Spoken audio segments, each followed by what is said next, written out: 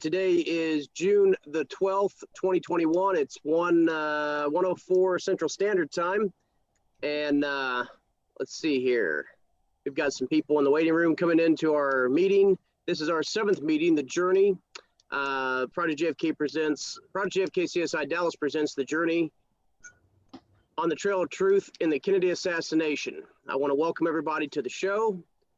And I want to talk about a few things, and then we're going to have some special guests today.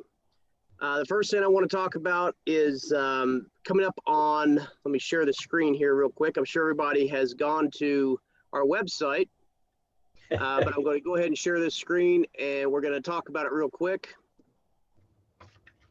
Uncle Johnny. All right, coming up on June the 23rd of 2021, from 6 o'clock until 9 o'clock Central Standard Time. This is going to be an evening event. We're going to have special guest, Dr. John Newman. Details of the event. This is coming from John Newman himself. It says, I will be offering a solo public 3-hour presentation event on Wednesday, the 23rd, June 6 to 9 p.m. Central. This event will preview the forthcoming work in my series on the Kennedy presidency and assassination. It will take place in a Project JFK CSI Dallas webinar. Finally, after 36 long months of collection, investigation, analysis, and reporting, Volume 4, titled Armageddon, will be coming at the end of 2021. This new book follows the ground broken in Volume 3. Armageddon will continue to overturn orthodoxy and shed more light on the shadiest trees in a dark forest extending from 1940 to 1963. The format of the 23rd of June preview event will feature 2 hours of illustrated lectures with 60 minutes of live Q&A in 2 segments, 30 minutes at the halfway point after 1 hour and remaining 30 minutes at the end. This preview will track more than a dozen military and civilian officers that end up running everything during the Kennedy presidency, all of whom held key positions going all the way back to World War II, and most of all of whom were working to subvert Kennedy's presidency. 3 months after the publication of Armageddon, the first of the 2 volumes of my new work on Dr. Martin Luther King Jr. will be published. JFK in Vietnam, 2017 edition, Oswald and the CIA, 2008 edition, and volumes 1 through 3 of my new series on JFK have all been necessary preparation for what is coming. The 3-year intermission between volumes 3 and 4 has yielded many surprises. I hope to see you there on June the 23rd. That is from Dr. Newman. While I've got this up on the screen, definitely make sure that you click on the Eventbrite tab. Right now, there is only seating for 100, and as we get closer, if I need to buy more seating spots on Zoom, then I will do so. So please make sure, if you haven't already signed up for your ticket, make sure that you do. It is a free event again. And down here on the Events tab, click on the projectjfk.com, go to Events. You will find information on, this is like today's event. I will be announcing the next event. I don't have a date that I will give you today, but I will have a date posted between now and the 23rd of the month, so that way you can plan for next month's meeting. And I will also look at having another special guest speaker that we will be showcasing middle of the month of next month. And we'll give you the dates and times for that event as well. As you scroll down the events tab, you will see all of the, damn, I look goofy. You will see all of the previous videos from our previous presentations and meetings. Those are free to watch. You can click on them, and then you can also go on to full screen and watch them on YouTube. If you go on YouTube, please hit that subscribe button. I know everybody says that, but please do that. That way I keep track of how many people's watching videos. When you go to the downloads and the chat log, you will see that there is a download button for every text document of all of our chat logs during the previous presentations, just like there'll be one for today that will be posted. I added a new section within the last 2 weeks since we met, and this is downloads MP3 of the Journey meetings. You can download the video or the audio presentations from the videos from up above, and you can download these, put them on your phone, MP3 player. Some headphones have SD cards. You can download it, put it on that, and then take it jogging or walking or going someplace else. in case you want to hear that. And if you know of anybody that hasn't attended our videos and meetings, they can watch the videos or listen to just the audio. So please share that with people and let them know that it's on the website. As we go along, I keep adding new things so that way try to keep more people interacted into our website. I've got a few more people to admit to our meeting here. Let me click on that. Can I say something? Can I interject for a sec? Because all that modern stuff, is everyone able to cope with it? What's that now? Is anyone, like anyone above 60 years old, actually able to cope with all that technology as such? Well, I've made it so user-friendly that by just going onto the website and hitting the little play button, or by just going down and hitting the download button, it will automatically bring up a window so they can listen to it. So hopefully, if anybody has questions, maybe I'll put a little dialogue on here, you know, a how-to step presentation on how to do this. I think you should put a different face, the many faces of David Knight. So each one should have a special face. And it's like, so like whatever the program was, see all these different faces of David Knight? Yeah. Yeah. That would be part of the next to Bart's glossary. Well, definitely, that's a hell of an idea. We'll make it a picture. We'll make it a picture deal also in Word as well. We did have a special guest speaker at our last event. If anybody has not already seen the video presentation, Craig Chacon came on and gave us a lot of great information about his work and also his book and his schematics that he had done. So let me click stop share here and see if I can get this on the screen. Oh no, it's not going to work. Okay. Let me go ahead and just do another share screen here real quick. And I'll show you what I've got here. Okay, there is a book that he has written called Master List of Witnesses to the Assassination of President John F. Kennedy. Can everybody see this? Let's see, like, change the page here.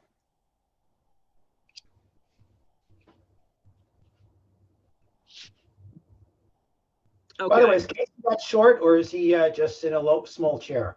He's just in a small chair. We don't have him in the high chair today, ladies and gentlemen. I cannot believe I'm on TV right now, and people are still yelling, am I standing up or am I short? I'm short, but I am sitting down on the low chair. Well, if you go to our website, click on the More tab and see affiliated websites, you'll come to Craig Chacon's website at craigchacon.wordpress.com. There's a whole bunch of stuff on the deal, but you can click on it from our website to his. It's a whole lot easier to get there. But this is the book that I'm holding here in my hands. It's 8.5 by 11, 150 pages. It's the preface, introduction, list of acronyms and abbreviations, 96-page list of witnesses, epilogue, appendix, a study of eyewitness groupings, extended sources, thoroughly annotated with analysis and points of contention, thoroughly sourced, utilizing the recorded groups of the Warren Commission, FBI, Secret Service, Presidential Libraries, and the Dallas Municipal Archives and Records, current and established private. Now, let me show you a couple pages from his book. I want to show you, I did this with my CamScan app so I could show you today, but let me go ahead and pull this up. All right.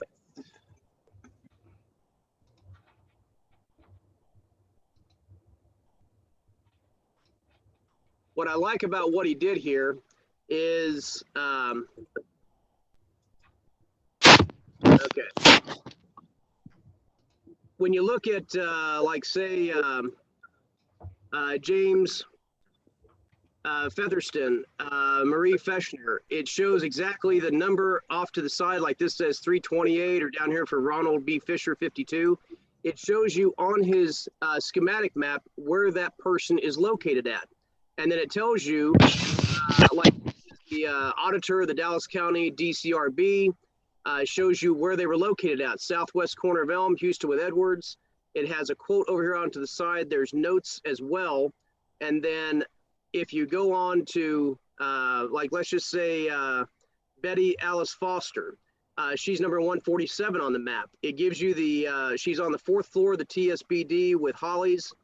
It gives you information. And then if you go over here, there's actually in the notes section, it's got actually part of the testimony that was given.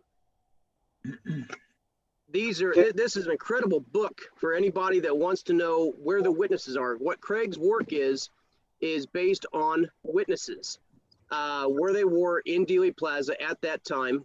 And also, go ahead and take a look at that, Casey. It's a companion piece to his, maps. I've got a tube here. It's 2 foot by 3 foot, so it comes in a mailer. It is an excellent work, and the book is just the best thing that I've seen as far as list of witnesses, where they're located at, to help out with research. Again, you can go to our website, click on Craig's, and there's a contact for his email. So I know he's got a little issue with his store right now as far as how to purchase the map and the book. I'm working on him with that as quickly as we can get it together to where people can purchase this. And then I think he is doing PayPal plus the price of the items, and then the shipping cost wherever it's going to be shipped to, whether it's here in the United States or if it's overseas. Depending on what the shipping cost is, obviously he's going to charge that to the total price of the book and the map. I suggest if anybody wants it, make sure that you get the map and the book, because you can't have one without the other. And I was really happy to have him on our show last time and 2 weeks ago to come in and tell us about his work. So I will be plugging his work over the next few shows, and just as soon as I can, I don't want to put up a really high def image of his schematics, but I know he has the Dealey Plaza one, and then he also sent me a Xerox copy of his work that was done in the Oak Cliff area at the Tippett murder scene. So I want to say that I will show you a low resolution still image of those 2 items probably at the next meeting. I'll have time to get that done. Actually, it won't be the next meeting. That's John Newman. So it'll be next month. You'll see that. You can also go onto his website and see a low res scan of what it looks like. But I got to tell you, it puts it in black and white, 2 foot by 3 foot. You're able to see everything. The book helps you know exactly what number is what. I suggest anybody that hasn't already gotten it, or maybe had the 1991 version, the new updated map that was done back about 10 or 11 years ago. It definitely looks a lot, it's more precise, and he has things that he changed, that is correct. And he spent a lot of time fixing that. So I think anybody that, wants to support fellow researchers and fellow works of the JFK research, definitely he's one of the guys we want to support. So again, if anybody has any questions, they'll be in the chat log. And again, Craig Chacon, want to thank him again for that. Let's see if there's anything else. Oh, by the way, Brian Edwards is not going to be joining us today. He had some personal engagement that he had to take care of. But me and Casey are here this week. And our 2 special guests we're going to have on that I've already set time aside for is Larry Snaff, so he can tell us about what is going on in his world of lawyering. And also Bill Simpage asked for some time, so we're going to get him on here too as well. So with that, I'm going to shut the hell up, and I'm going to give it over to Larry and let him talk for a little bit. Go ahead, Larry. Oh, great. Tell us what's going on that's new. So I want to first acknowledge some of the members of our, I guess what we informally call ourselves is In Our Lifetime Committee. Some of the members are on this call today. Patrick McCarthy, Andrew Illar, and Bill Simpage. I think Mark Adamowitz is also going to be joining. So I just wanted to acknowledge their presence, and and thank them for their participation in our effort. The thing we're working on now is a letter to President Biden. President Biden has, over the past couple of months, revoked and rescinded a number of executive orders and actions that former President Trump had issued. And so the letter that we're drafting to President Biden, which we're going to have multiple signatories on it, is to ask him directly to revoke the 2018 certification that President Trump signed in April 26th of 2018 that certified the postponement for 3 more years of the JFK records, and ask him to immediately order all the records to be released. I doubt, even if he does the revocation of the order, I doubt that he's going to actually order CIA to release everything in FBI, but at least it will put it back on the front burner that this has to be done. We are essentially drafting a legal memo, which is the memo that should have been drafted in 2018, that authorized the president to extend or postpone the release of the records 3 more years. That was a memo drafted in the Office of Legal Counsel. It was essentially a memo designed to support the decision that was made before the memo was written. And so what we're drafting, and Andrew Iller and Adam Adamowicz are working on the first draft of that. And that's going to be the legal memo that explains why that decision was incorrect and why the records should be released. At the very least, we're going to ask for the document by document explanation as to why each document should continue to be postponed, which no one has done before publicly, and it's required under the law to do that. So we are aiming to send that letter to the president before the end of the month. That's an aspirational goal because we have some drafting to do. The letter is almost finished, but the memo is the part that's going to take a little time.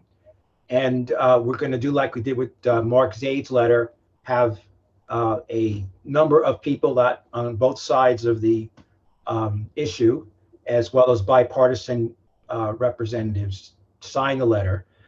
And then once that gets sent, we will then turn back to Congress.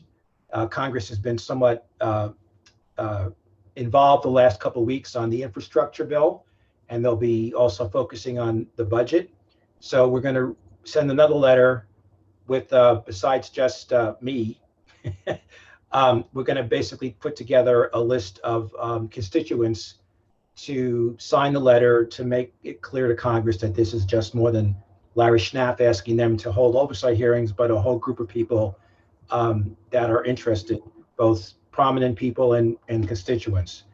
So that's the most immediate steps that we're going to be doing. Also going to be submitting FOIA requests to CIA, FBI, and the State Department, asking for the underlying documents that were exchanged between them and NARA in 2018 and 2017, requesting the basis for the postponements. We doubt that will, they're probably going to assert some sort of privilege or some exemption of the FOIA, but we want to at least put it on the record in case we have a lawsuit down the road. I haven't had a chance to look at this, but apparently there was a decision, maybe Bill knows about it, in the Ninth Circuit. Anthony Bothwell's case, I guess, was denied in the Ninth Circuit, but there was asking a release of some records for a CIA person, but I haven't had a chance to look at it, so Bill might know a little bit more about that. No, sorry, Larry. News to me. Oh, okay. Can I ask you a question really yes. quick? In all your letter writing, etc., do you actually make mention about the fact that less than half of the stuff has actually been released, and why the other stuff hasn't been released? Yeah, we've used the data that we have a legal memorandum attached to each of the letters, and that discusses Rex's analysis, as well as the fact that the website is down now. The NARA website on the JFK collection is down, and only 52% of the records that are supposedly in the collection are available. listed, and we also go into detail about the various records that have not been released, as well as the church committee records. So yeah, we've created a record, a paper trail, at least, to document what's missing. To the extent that we know that, it's hard to say if something is not in the collection. It's hard to say that, it's out there. But for whatever we know of, based on Rex's analysis. Let me just interject you, and that also goes against what Rex is saying. Or Joe Bax knows partially about this, because I've now been scanning Malcolm Blunt's material for 2.5 years, and the amount of documentation that is not online, but yet, due to the fact that I've got the riff sheets, and either it's just a riff sheet or it has a certain amount of pages. Sometimes they're complete, sometimes they're incomplete. But the amount of the fact that the amount in that collection from Blunt of that is not available online is huge. I mean, I thought it was 10 or 20%, but it's much bigger. So these riff sheets are handy for finding documents that what it contains, right. But there's no there. That is then the trace for it, and you can basically take that riff, send it to NARA, and say, "I've got this riff number. There's no trace of it online. I know what it's about because that's what it says on the riff. Can you send me this document, or can I buy it, or whatever?"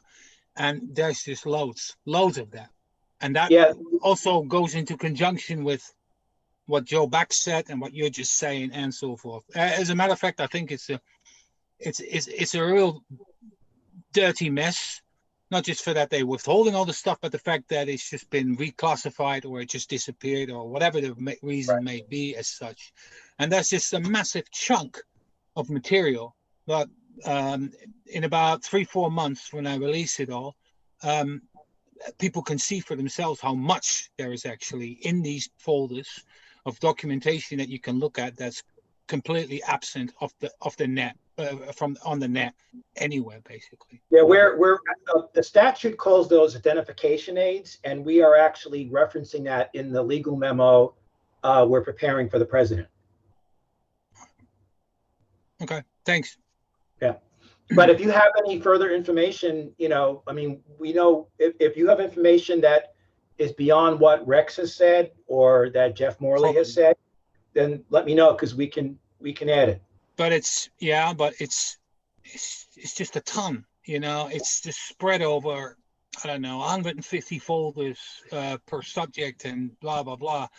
And it's just, and the thing is also, I didn't start doing this until about a year ago, when I started pumping the riff numbers in, because before that it was just blind scanning everything in that Malcolm gave me as such. And yet now I'm like, no, I'm going to go through the riff numbers first, because what's the point in scanning all this stuff in when it's already at Mary Farrell? So yeah, well, the problem is the collection is not available online right now. It's down for quote unquote maintenance, and the spreadsheet that NARA has prepared, I forgot if it only contains 52% or only 48%, but roughly half of the documents supposedly in the collection are not listed on that spreadsheet, and none of them are available online at this point because the collection is available.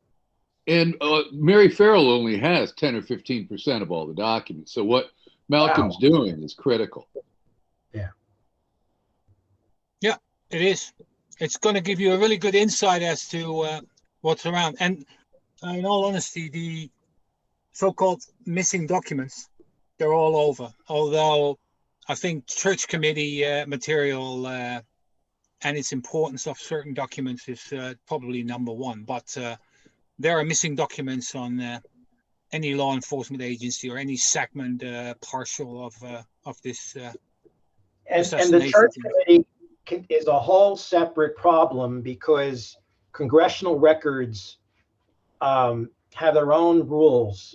So Congress is not subject to the FOIA laws, and unless the congressional records were included or ascended to the collection, we have to actually go to Congress and get the clerk to agree to declassify those records. So it's a whole nother. So that's why a lot of the church committee, some of the testimony, and Jim Johnston, who has been speaking to us, our group, he kind of helped us understand. He wrote the CIA portion of Book 5 of the Church Committee. That's the book that was issued by the Hart-Schweikert. So there are documents that or testimony that he cites to that have not been released. So he was actually very helpful in helping us understand the process that went on with Church Commission. It was, as you would expect, they had a time clock on them. And so it was a question of if they insisted on all the documents, they're going to get none. So they compromised with CIA to get some, or, I don't know what the amount was, but so there's still documents, and who knows, I don't know if those documents were identified under ARP's process. So, each agency had to certify that they complied with the JFK Records Act. Well, they didn't. I mean, what's the consequences? I mean, there were people that lied, and look what happened to the Secret Service. Yeah. They destroyed records after they were after them, and nothing happened to them. So, the CIA says, yeah, we're certifying, we're giving you everything we have, and if they haven't, what's the consequences? Yeah, I agree. We've just been lucky because Malcolm basically visited the archives over a period of time, that many times, that he basically managed to take a lot of stuff out there that has been reclassified as such, and all that stuff's going to be available around the anniversary. I think I'm going to release it just before the anniversary because I need to organize a few things. But yeah, I'm intending to get it, to get like phase 1 sorted out, because I was at Malcolm's 2 weeks ago and I picked up another, I don't know, 10, 12 bags. And he surprised me a bit because I thought like, I've got half a dozen bags left. I'm going to pick them up and that's it.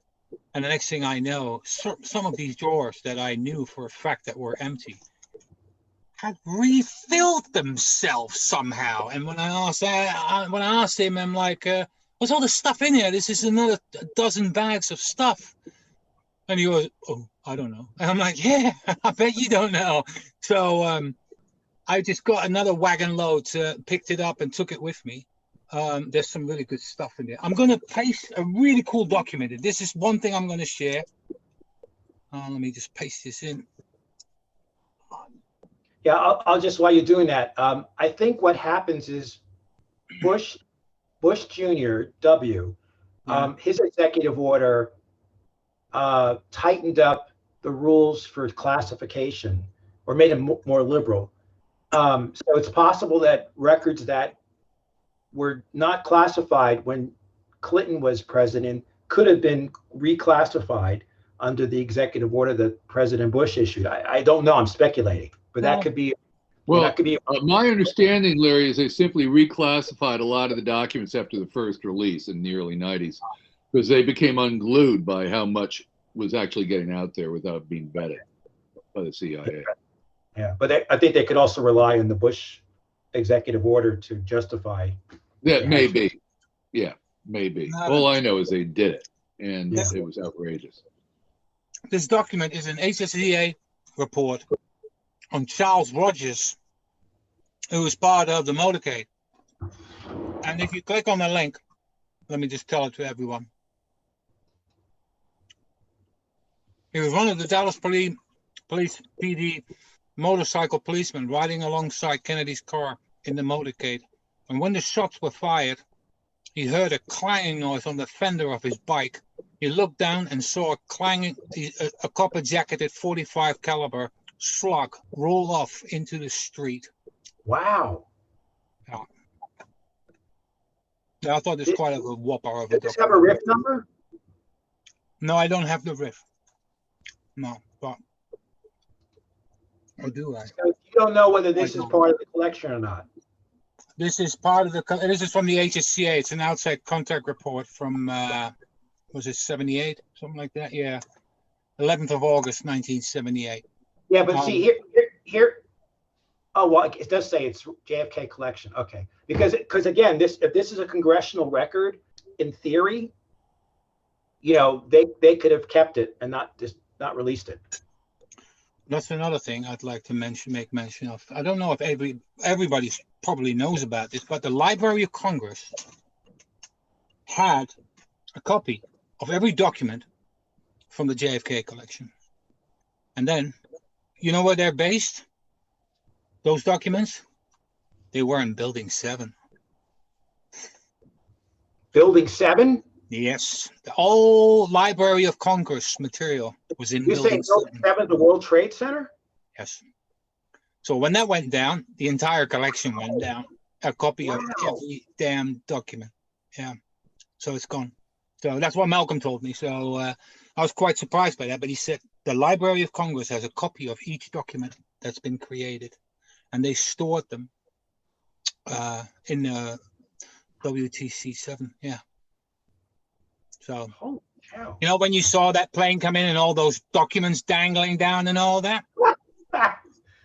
Yeah, but the solution was right in the air, dangling about, you know, coming 80 floors down. 7 was the one that had the police security group, and that one was from the tanks got caught on fire. That was a fuel related, not from the planes, but that was fuel related from what was going on. That one wasn't hit, but it did go down because of a fire, and the whole police security was affected. Well, I didn't know that Library of Congress had a copy of each document that was around, so I was quite surprised about that. But yeah, that's just a Malcolm side. told you. So, do we have any other verification that that's where the Library of Congress stored these materials? I think I've got some kind of a document. Let me just have a quick look. I might just have something on this. It's kind of odd that it would be stored in New York. I just, you know, my BS detector is HSCA records that WT7 Kennedy Assassination, 34 boxes of HSCA material held at World Trade Center, and it also, this is one page only, but it mentions 3 boxes in there. So this is a bigger document. This is one of the setbacks from Malcolm's what you call it, collection. There are, in many cases, incomplete documents. So page 2 is missing, this, that, and the other. It's just that happens fairly often, that the actual documents aren't complete. And I don't know what the reason for that is. Maybe it wasn't interesting to Malcolm. There was only one page that he thought that would be interesting, or it just wasn't there. What you're reading, did Malcolm have a note saying, or is there some official document saying this is where they were stored? What are you reading from saying that it was stored in Building 7? Okay, let me tell you. I don't mean to be grilling you. I'm just trying to understand. No, you are. You know, no need to skirt around the issue. I will. I'll tell you what. I'll paste these links in about 2 minutes. Okay. And then Thank you. No, that's great. Click on them, and then because that's important to run down to see. You know, it's just odd that the Library of Congress would be storing things in New York. I'm speaking out of ignorance. I don't know if that's a practice or not. Oh, well, I speak out of ignorance all the time, so it's no big deal.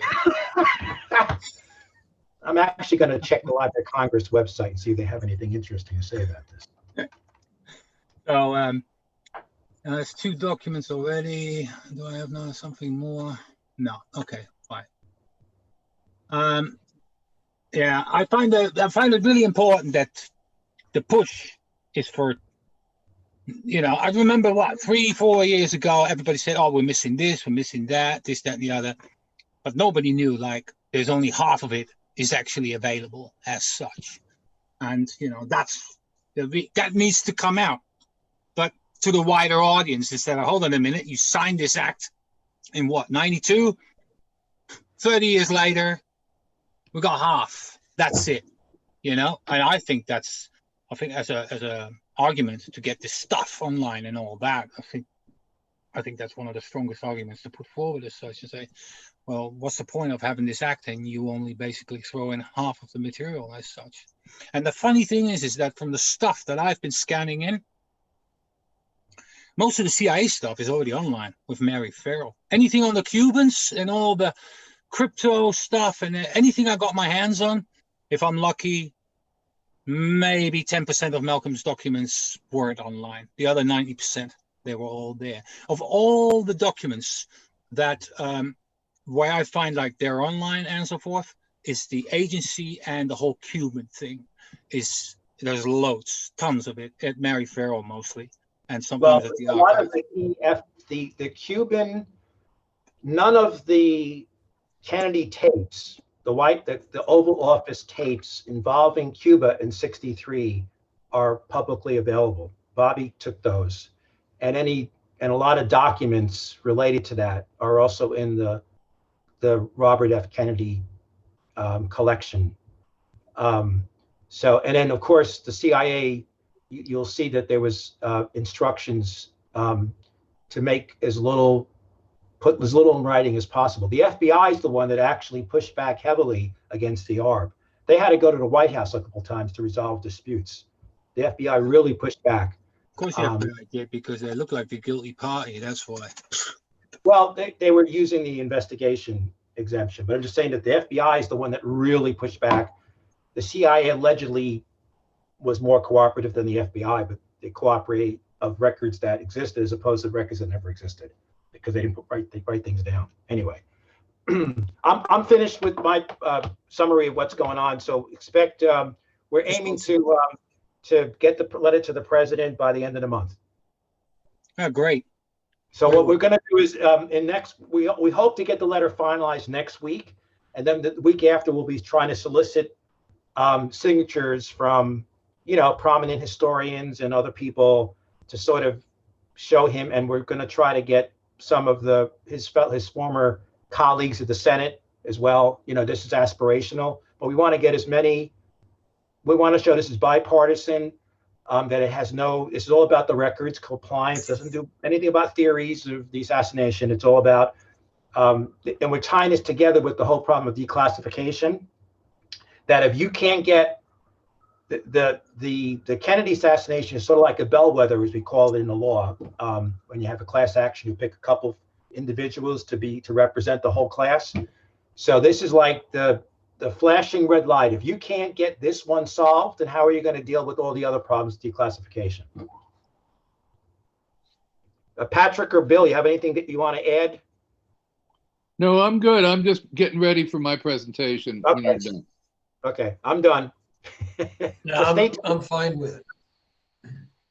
For the viewers, really quick before Bill kicks off, I posted both links to these documents in the chat box.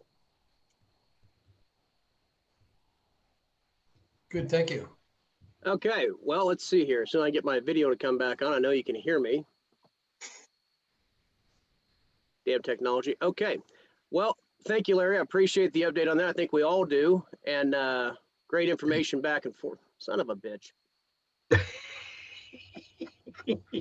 This is being recorded, right? Yeah, it's being recorded. All right. There we go. Okay. Yeah, we're going to have Bill Sivich come up next, and he is going to be, he sent me an email, so we're going to show some links that, just like we did at the last meeting, and let me make sure I can highlight. Yes, I can. Okay, great. Bill, go ahead and take it away, and we'll start with your presentation you've got. Okay, could you put I sent you 3 links for posting. Do you see those 3 links? They're called. They're all in published bold, number right? 1. Published number 1. Let me look here. Yep. Yeah, why don't you put? I only want to put up 3 links. I want to focus on the narrative. But if you could put published number 1 while I talk, I think that will help with the import. Okay, give me just a quick sec. Okay. Published number 1. The newspaper, right? That's it. Okay, let me pull this up.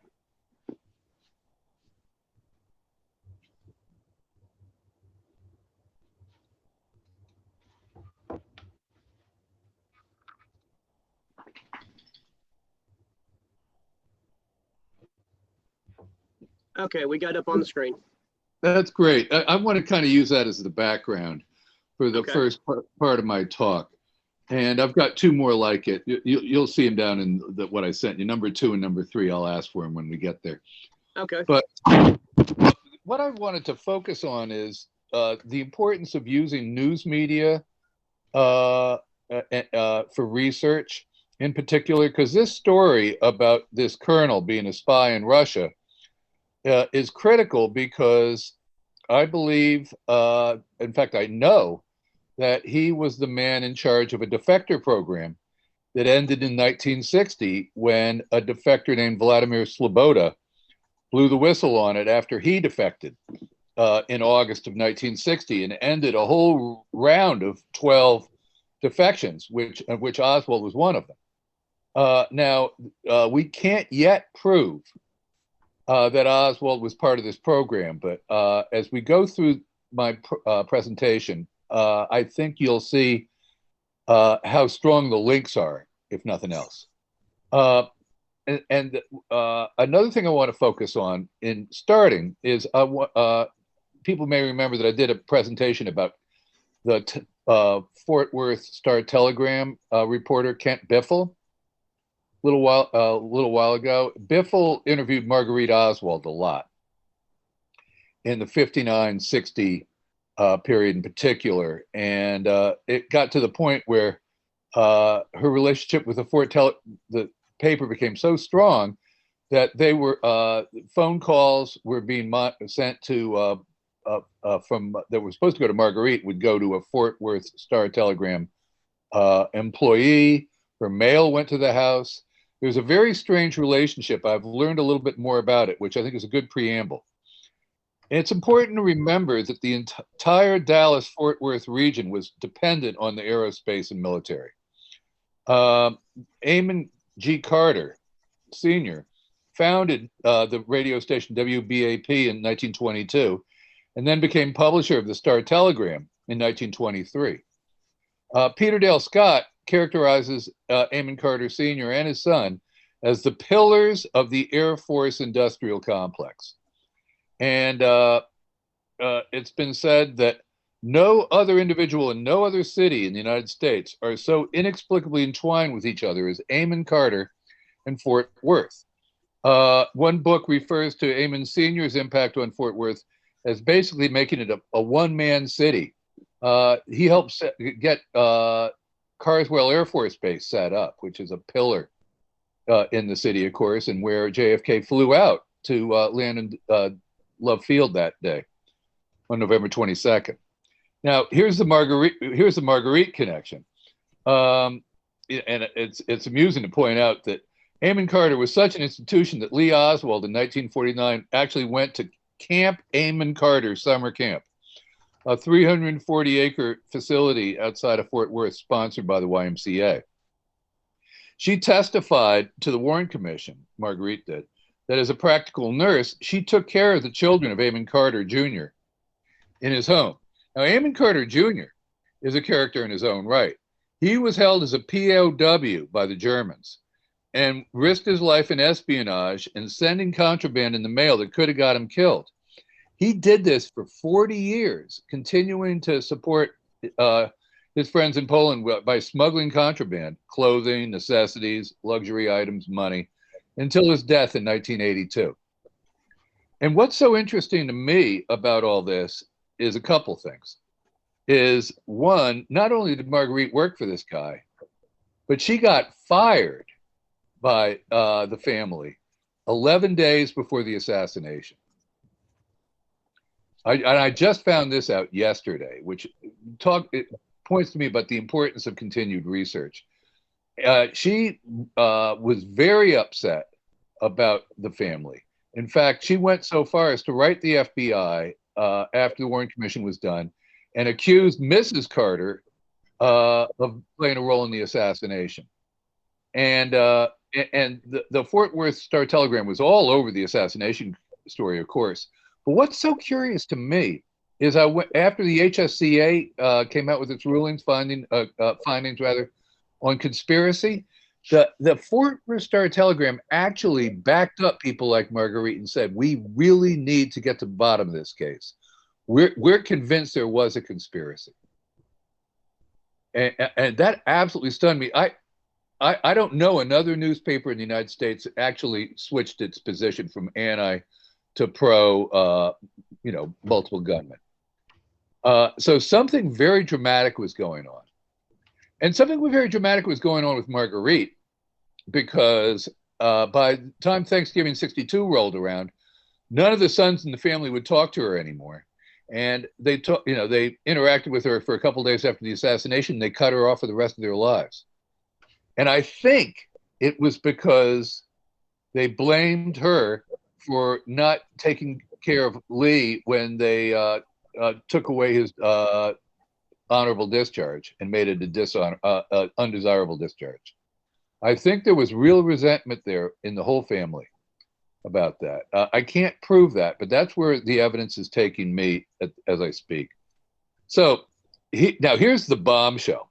The Marguerite stuff to me is absolutely fascinating. Anybody who has good stuff on Marguerite, please send me an email, because I'm on a hot streak here. But here's the real stuff. It comes back to this fella, Colonel Theodore Hoffman, who the turncoat, this military defector, charges area colonel with being U.S. spy in Russia. As far as I can see, the guy who came up with the term turncoat and made it popular about these military defectors was none other than Marguerite's pal, Kent Biffle, who wrote all the stories about Oswald when he defected and got him published in the Fort Worth papers. Now, I want to do maybe 3 minutes of history here. And the reason I want to do this history as background to Theodore Hoffman is because I think this illustrates just how impacted the U.S. was by, all these millions of Americans attaining all these superpowers, if you will, by, being military personnel during World War II, one of the great conflicts of all time. And what the impact is on a society after an event like that. I can only imagine what it was like in Europe and Asia. Now, there's this anti-Stalinist professor. I'm going to not try to drop a lot of names. This guy's name's not terribly important, but it's interesting. His name was Nicholas Popp. And as the Soviets were closing in on Berlin in 1945, he'd been evacuated to Czechoslovakia. When he got there, he encountered a guy that I learned about, of all people, from George de Mohrenschildt, who used to sing his praises and infuriate people who knew who he was. This fella encountered General Vlasov. Vlasov had been captured by the Germans during World War II, and he was forced basically to organize an army for him. The Vlasov army was a brainchild of Heinrich Himmler, and it consisted of a mix of Soviet prisoners of war faced with a choice of joining or starving to death, and volunteers motivated by hating the Soviet regime or, opportunism. They fought briefly as a unit for the Nazis, but these people, were not only who worked for Vlasov, had actually been part of, in some cases, SS extermination units. Popp claimed the professor that I started with, claimed he stayed away from General Vlasov, but he clearly sympathized with him. Now, wrap your mind around this. At the end of the war, about 5.5 million Soviet citizens lived in Germany. Most of them were prisoners or forced laborers. Can you imagine that? Can you imagine what these countries have gone through? Of this large number, tens of thousands had collaborated with the Nazis, among them Vlasov and his people. And these people, not a few of them, were considered war criminals. Tens of thousands of these people could not safely go home. And so what the Americans realized was that the Soviet non-returners might be a valuable political resource. I think you see where I'm going here.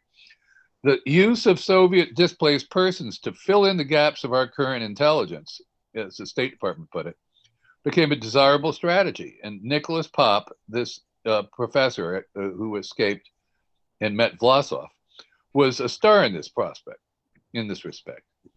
And so where I'm going with this is a program got set up at Harvard. And it was a training program for the people who were going to run the Allied occupation of Germany. This fellow's name, this hopefully the last name I'll drop in a hurry, a guy named Talcott Parsons became part of the staff. And he was a pragmatic Cold War liberal kind of guy. He knew that Harvard's Russian Research Center was closely integrated with governmental intelligence. And this Russian Research Center, for those of you who know the Oswald backstory, is important because Oswald, when he got to Moscow, he met with the State Department attaché, and he came from this Russian Research Center at Harvard. And he had been previous CIA, and his name was Richard Snyder. And when the first person who interviewed him was another person from that same area of Harvard and on the Russian research side, and that was Priscilla McMillan Johnson, or Priscilla Johnson McMillan. And both of these people are two of what I call the Oswald legend makers in my book on the subject. So this is all new stuff I've discovered just in the last couple of weeks, and it's blown me away because this fella Parsons, who's setting up this research center, he meets with Vlasov's people, and he meets with Theodore Hoffman. At this point, Hoffman is a lieutenant colonel, and he's part of the whole work to set up this integration with this Allied occupation of Germany. So I'm going to leave that right there for now, but and I'm going to kick it up to August of 1960. Now, at this point, Oswald defected about 9 months ago. There's been a group of about 12 people that have been, entering from various agencies over the last 12 to 18 months. But Sloboda's the last of this group, and here's the reason why. And that the newspaper article is all about what Sloboda's revelation. When Sloboda defects on the 2nd of August, he defects in East Berlin, and he asks for asylum. And then he goes on Moscow TV at the end, right around the end of the month here, and this is what the newspaper story is about. He states that there's an attaché of the American embassy in Moscow, and that's Hoffman. That's the current Colonel Theodore Hoffman. An attaché of the American embassy in Moscow has helped the U.S. get spies into the Soviet Union disguised as tourists, delegates, and diplomats. And in fact, that's exactly how Oswald got in. He got in as a tourist. The embassy said that this attaché was, in fact, Colonel Theodore Hoffman, now in West Germany. Now, if you could shift the screen for a minute, David, go to publish number 2. Okay, number 2. Yeah, tell me when that's up. All right, give me just a second. Yeah.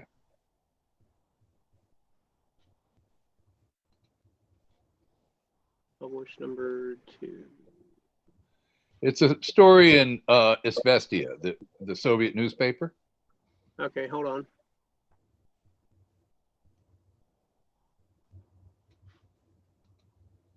Is that off the Mary Farrell Foundation website? Let me take a peek. It should be. Okay, this should be it. Let's make sure. It says total espionage. Yep. Yeah, that's it. Okay. Total espionage has become official policy of the American government. This is what Sloboda had to say. And Izvestia printed this whole thing. Now, I love monitoring the news media, and I find the way this story was handled just fascinating. The New York Times did break it. Almost nobody else broke it. One of the few exceptions that I've been able to find is this enormous story in this little newspaper in Pottstown, Pennsylvania. And the reason why is because Hoffman's a local boy. And you notice there's no author that I can find to the story. There's no AP, UPI, anything like that. This is all local work. I think they did it from the New York Times and the Izvestia story and interviews. But it's fascinating. Who's the author? This story got sat on. And it should have surfaced, big time after the assassination, and it didn't. This is why I'm so excited about it. I really think there's a lot of good stuff here. Colonel Theodore Hoffman. Was this testimony? Excuse me? Was this testimony? No, none of this is testimony. This is news articles. Huh. it's absolutely fascinating. Wow. And you can find various bits in documents, which is what I've done here. I'm not putting up all the posts because it just takes too long. But I can tell you, I'm pulling all these right off Mary Farrell, and I can post the whole thing or send the whole thing, what I've got, to anybody who wants to see it. Here's what Sloboda says in this article. He says that Hoffman was the army attaché in Moscow from May 59, that's 4 months before Oswald's arrival, maybe 5, to May 61. Hoffman said that what Sloboda did by blowing this open, as well as other people, Hoffman told the CIA his work was totally compromised during this era. And this article here in Isvestia says, quote, Sloboda, and this is the killer, you guys. Units of the Army, Air Force, and Naval Intelligence Services of the United States, who have departments in all big West German cities, are operating in West Germany under the control of the Central Intelligence Agency. The biggest units of the Army Intelligence Services of the United States in West Germany are Group 513. And this is really important because, you know, Hoffman ran 513. And this is where Sloboda served. And one other one. The 513 Intelligence Service, for instance, is now more than 2,000 strong. So what Hoffman's doing is he's going back and forth from being the army attaché at the American Embassy in Moscow, and he's going back to West Germany where he's running this whole operation that involves defectors like Sloboda. Sloboda goes on to say, this guy's a double agent at this point. You know, he was like a young kid who was a displaced person in 1952, you know, with no shoes. I think he walked over to the American side, and he went to Fort Bragg. He got trained. He got military education, this and that. And then about 154 members of this 513th got arrested by East German authorities for espionage. I mean, now can you imagine that? Over 150 Americans who are spooks being arrested by the East Germans. You'd think this would be the biggest story on the planet, but it's totally shut up. Now, Sloboda was not one of them, but he was shook. And that's when he defects about 2-3 months later. Now, what's going on here?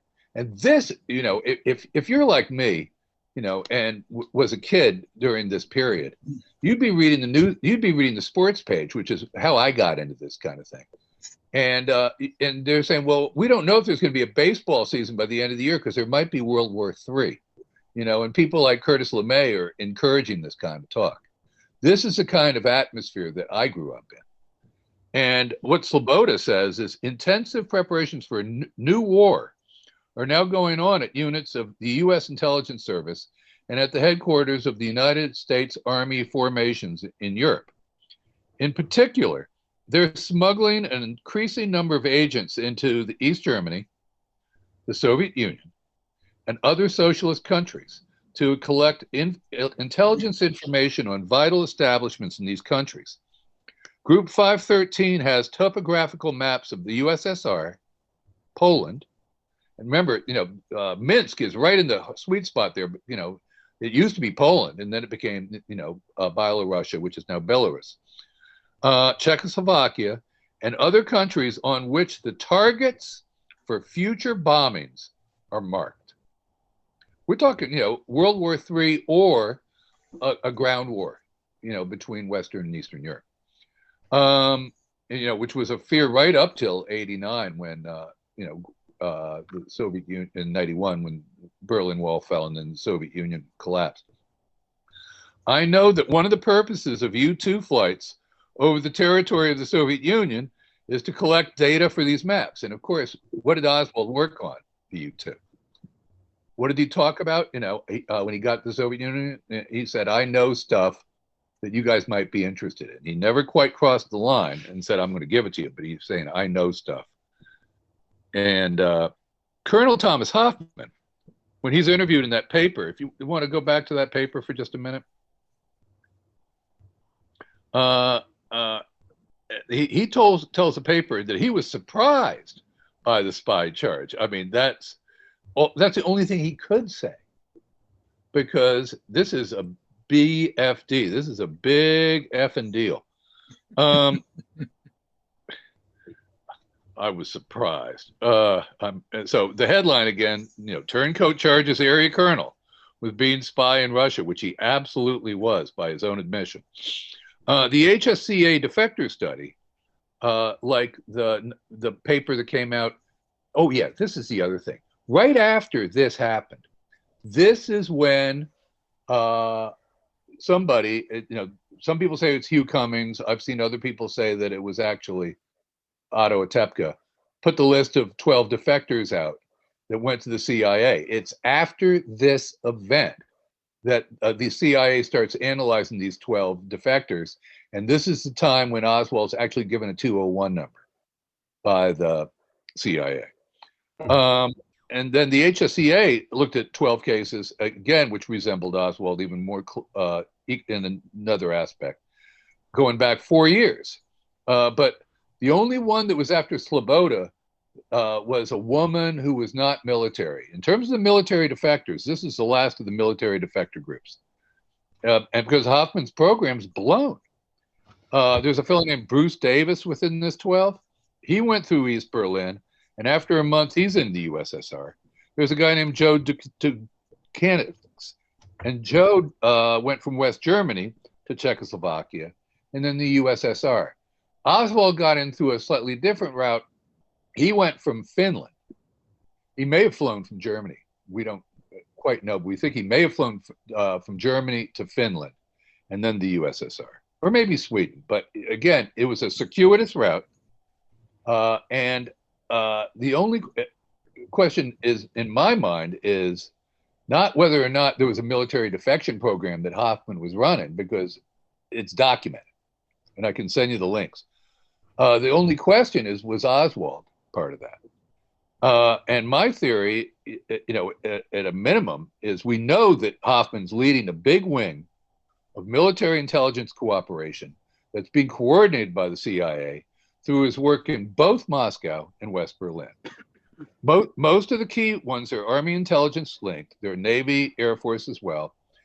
Oswald and Robert Webster were linked in the same operation with Air Force involvement. Webster was very direct. Oswald was monitored by Max Clark, who was working in industrial security and had OSI links when he came home.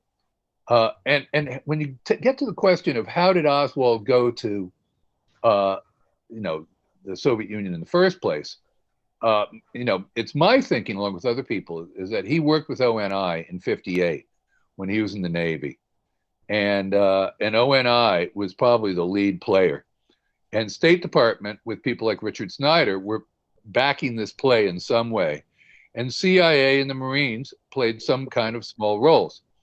Hoffman certainly seems to have had a role in this whole operation. How could he not know about Oswald? He was the Army attaché in Moscow at the very moment that Richard Snyder is interviewing. So he knew who Oswald was. The only question was he helping lead him? Now, there's another, if you get into this a little bit deeper, you can't read it here, but Hoffman had a really interesting middle name. These people are High German. His full name was Theodor Frelinghuysen Hoffman. He was a cryptolinguist. He was the chief of the language department in West Point in the 1940s, the founder of the Allied occupation government, the Allierte Besatzung Deutschland in Germany, the commander of the United States Army Counterintelligence School at Fort Holabird in 1950, and in 1951, he was the chief of the Nike missile SAM sites in Pittsburgh, Pennsylvania. This is a powerful operative, a very powerful operative, and you could have fun with this and try to figure out, was somebody in the CIA trying to compromise him? He had a lot of power over CIA counter-penetration powers, or he was working totally in league with them, without a question. That could also be possible. If you look in the 1969 official register, I'd put this up, but it's hard to read. Hoffman, by that point, or at least at one point in his career, he's deputy commander of the United States Army International Technology Centers under the U.S. Army Research Development and Engineering Command. This would indicate that Hoffman oversaw the collection of all captured foreign weapons and tactical technologies. According to the U.S. Army's own publications, these international technology centers are typically based in foreign embassies. And there's another item we found, that between 61 and 64, Hoffman was a senior asset to the U.S. Army Intelligence and Security Command. This would imply he had access to signals intelligence and mail interception programs run by the Army Security Agency.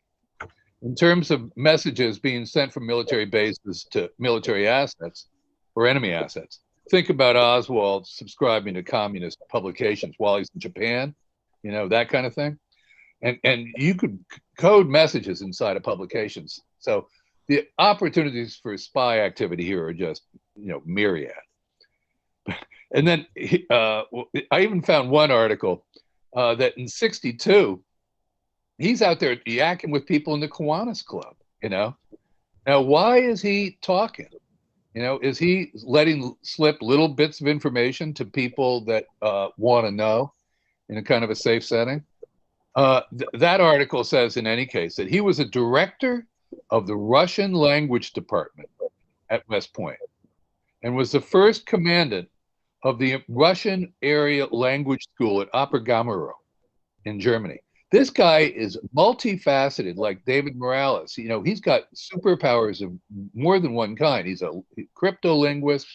He understands all these different languages. He understands these technologies. He's running defectors. I mean, this is a Renaissance man, if you will. You know, it's not an accident that he's a colonel at a very young age. A lot of these guys, if they make colonel, they make colonel when they're retired, basically. They're called bird colonels, and they're like a lieutenant colonel. So anyway, to wrap up, we also see that as far back in 1951, he was G2 in the Pentagon as deputy chief of the Eurasian branch. And what that means is that he oversaw all U.S. Army intelligence as far as north as Norway. That includes Finland, right? Far south is Morocco, to far east is Afghanistan, to far west is Ireland. That's what Eurasian branch means. He was also the top U.S. interrogator for Russian defectors coming out of France and Switzerland after World War II. And in closing, two of the CIA's top Russian intelligence assets were none other than that fellow I mentioned before, Professor Nikolai Pop, who met with the General Vlasov of those fascist armies, and another fellow named Boris Smilovsky. Both Pop and Smilovsky, and this needs further research, but I've been given reason to believe that these guys were war criminals of the worst order and played a major role in the Holocaust in Russia itself. Pop is alleged to have been a Nazi intelligence operative employed by this organization that planned the extermination of Russian civilians. Remember, 25 million Russians died, and 5.5 Russians were in Germany at the end of the war. Many of them as forced labor.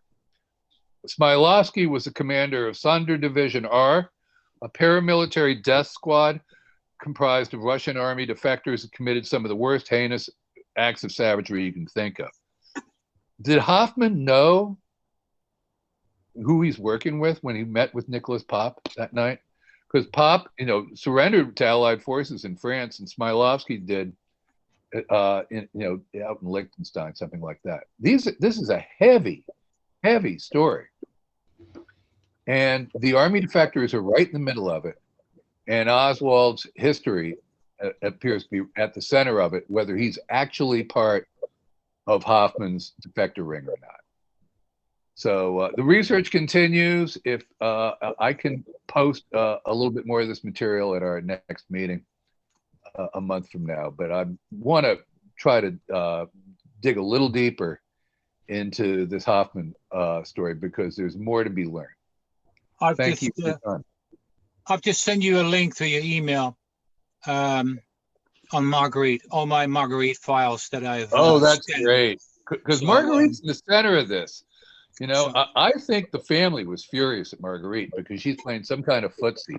Because this is the very period where Oswald loses his, he's punished during the summer of 1960. And he loses his honorable discharge. And now he's under their thumb for the rest of his life. Hey, Bill, Well- I've had a few people ask me, the emails that you send me that have these links and stuff in here, are those, can I forward those to other researchers? Well, let me put it this way. Some of this stuff I'm still working on, and I Okay. feel, but when we get offline, I'll tell you, the first half I feel fine about. The last half, I want to document them a little further and make sure they're really sources that are completely solid. But all the stuff that's important is completely solid. Okay. I want to see some of the verification of some of this Nazi stuff. That's what I'm more worried about. I don't want to be spreading rumors about people being Nazis if it's not completely true. Sure. Understandable. Yeah. And Bill, this is separate and apart from the, I just want people to understand, separate and apart from the displaced persons program that Harvey was running and also Shackley out of Berlin. I don't know if that's true. You see, I mean, Sloboda was a DP from 1952. That's about the time that Harvey became the chief of the Berlin station. Right. Because I know when reading about him that this was a big part of, they were regularly, Shackley in particular was regularly in charge of that program and sending, when the refugees would come into Berlin, he would be part of the team interviewing them and then find out which ones were suitable to go put back into their countries where they came from. Well, I mean, it seems to, it's quite possible we're going to find out that Harvey and Shackley were the bosses of Hoffman. I just don't know exactly how the line of authority went. Okay. That would really complicate things when you go to Cuba. I mean, well, you know, it's funny, Cuba in some ways is a lot simpler than this because we have so many documents about Cuba. Yeah, because I mean, Harvey's when you want to research West Germany, you got to go into other lines of country than the Kennedy documents. But like when Harvey was in Italy during World War II, he's the one that set up the whole mafia, the mafia cooperating with us during World War II. Harvey's the one that set that up. Yeah. No, Harvey is another triple threat man like Hoffman, like David Morales. These guys had more than one skill set. Well, yeah, you don't want one-trick ponies working for the Central Intelligence Agency. We need no. I mean, you get to the top, you got to be good at a number of different things. Yeah, I mean, Harvey's the one that was able to figure out Philby was the mole in M16, but Harvey's been characterized because of his drinking, but he was actually really good at what he did. Well, that's why he was drinking so much. I mean, it was incredible tension that he was living with. Yeah. Well, great stuff, Bill. Thank you. And reading here in the comments, everybody is saying great work and great presentation. That's a nice saying, and I like having Bill and Larry and Bart and everybody else that participates at our meetings, because we get a chance to share things instead of waiting till conference time. We get a chance to share this about ongoing research that we're doing, everybody's doing during the year. So it's exceptional to have the work that everybody puts in. And Bill, your work is definitely top of the food chain there when it comes to your research and also the fact of making sure that everything checks out correctly and it's well documented. So definitely great work on that. And I want to continue offering the olive branch to have you come out to our meetings each time and have you talk about it, because it's invaluable to have it. Well, it's good for me too, because doing a short presentation makes me really have to process it in my own head, see what's strong, see what's weak. And I want people to write me at bsimpich@gmail.com and tell me what they like, what they didn't like, what they'd like to see. I want feedback, in other words, because I want more Russia. Around Marguerite and around the news media like the Fort Worth Star-Telegram and Dallas in the early 60s, and this military angle in West Germany and the Soviet Union. You can't do it by yourself. You've got to turn to other people for help. Yeah. Yeah. Bill, just sorry to interject for the 10th time. If you want Russia, I can give that to you, but I'm telling you now, you're going to be completely flooded with documentation like there's never been a tomorrow anymore. It's just like, it's too much. I've got tons on Schneider, who of course was a CIA asset. Oh yeah, no, to be honest, I don't need Snyder. I'm really not interested in anything but Hoffman, the army attaché stuff. I'll have a look. Yeah, I've done my due diligence on Oswald in Russia. I haven't read most of it, but the only thing that I've read from the whole Russia thing was a lot of people, and they brought it up in the JFK, the movie as well, was that Oswald, with complete ease, got a new passport to travel back to the Soviet Union. And when the State Department officials are being asked about this, they've got a really simple answer that everybody basically has overlooked. And they really simply say, we didn't have any processes in place. It was to not give him a passport after what he had done. The process was really simple. That basically, if he applied to want a new passport, he could get it as such. There was nothing in place that would refuse him to give him a new passport to go back to the United States as such. Plus that loan, of course, to pay for the trip. Right. And again, thank you, Bart. And I don't need any of that stuff. I've spent many, many hours researching that, and I've resolved it more or less to my satisfaction. I am interested in, the new material on the top of the Himalayas, which is people like Hoffman and all this defector network and this network that was running in West Berlin about penetration into the Soviet Union and these other countries. And the interesting thing is, when you look at the Warren Commission, I forgot if I mentioned this last time or not. When McCone and Helms were deposed by the Warren Commission, guess who was the person questioning them? Allen Dulles. And he was asking him questions about things that happened during Dulles' watch. And Dulles was able to give them, he actually led them through leading questions, basically trying to pin everything back on the State Department so that the CIA's stuff didn't come up on the record. It's amazing. I mean, how would you have the person who was in charge of the CIA when this stuff was happening was asking his successor about things that happened under his watch, the questioner.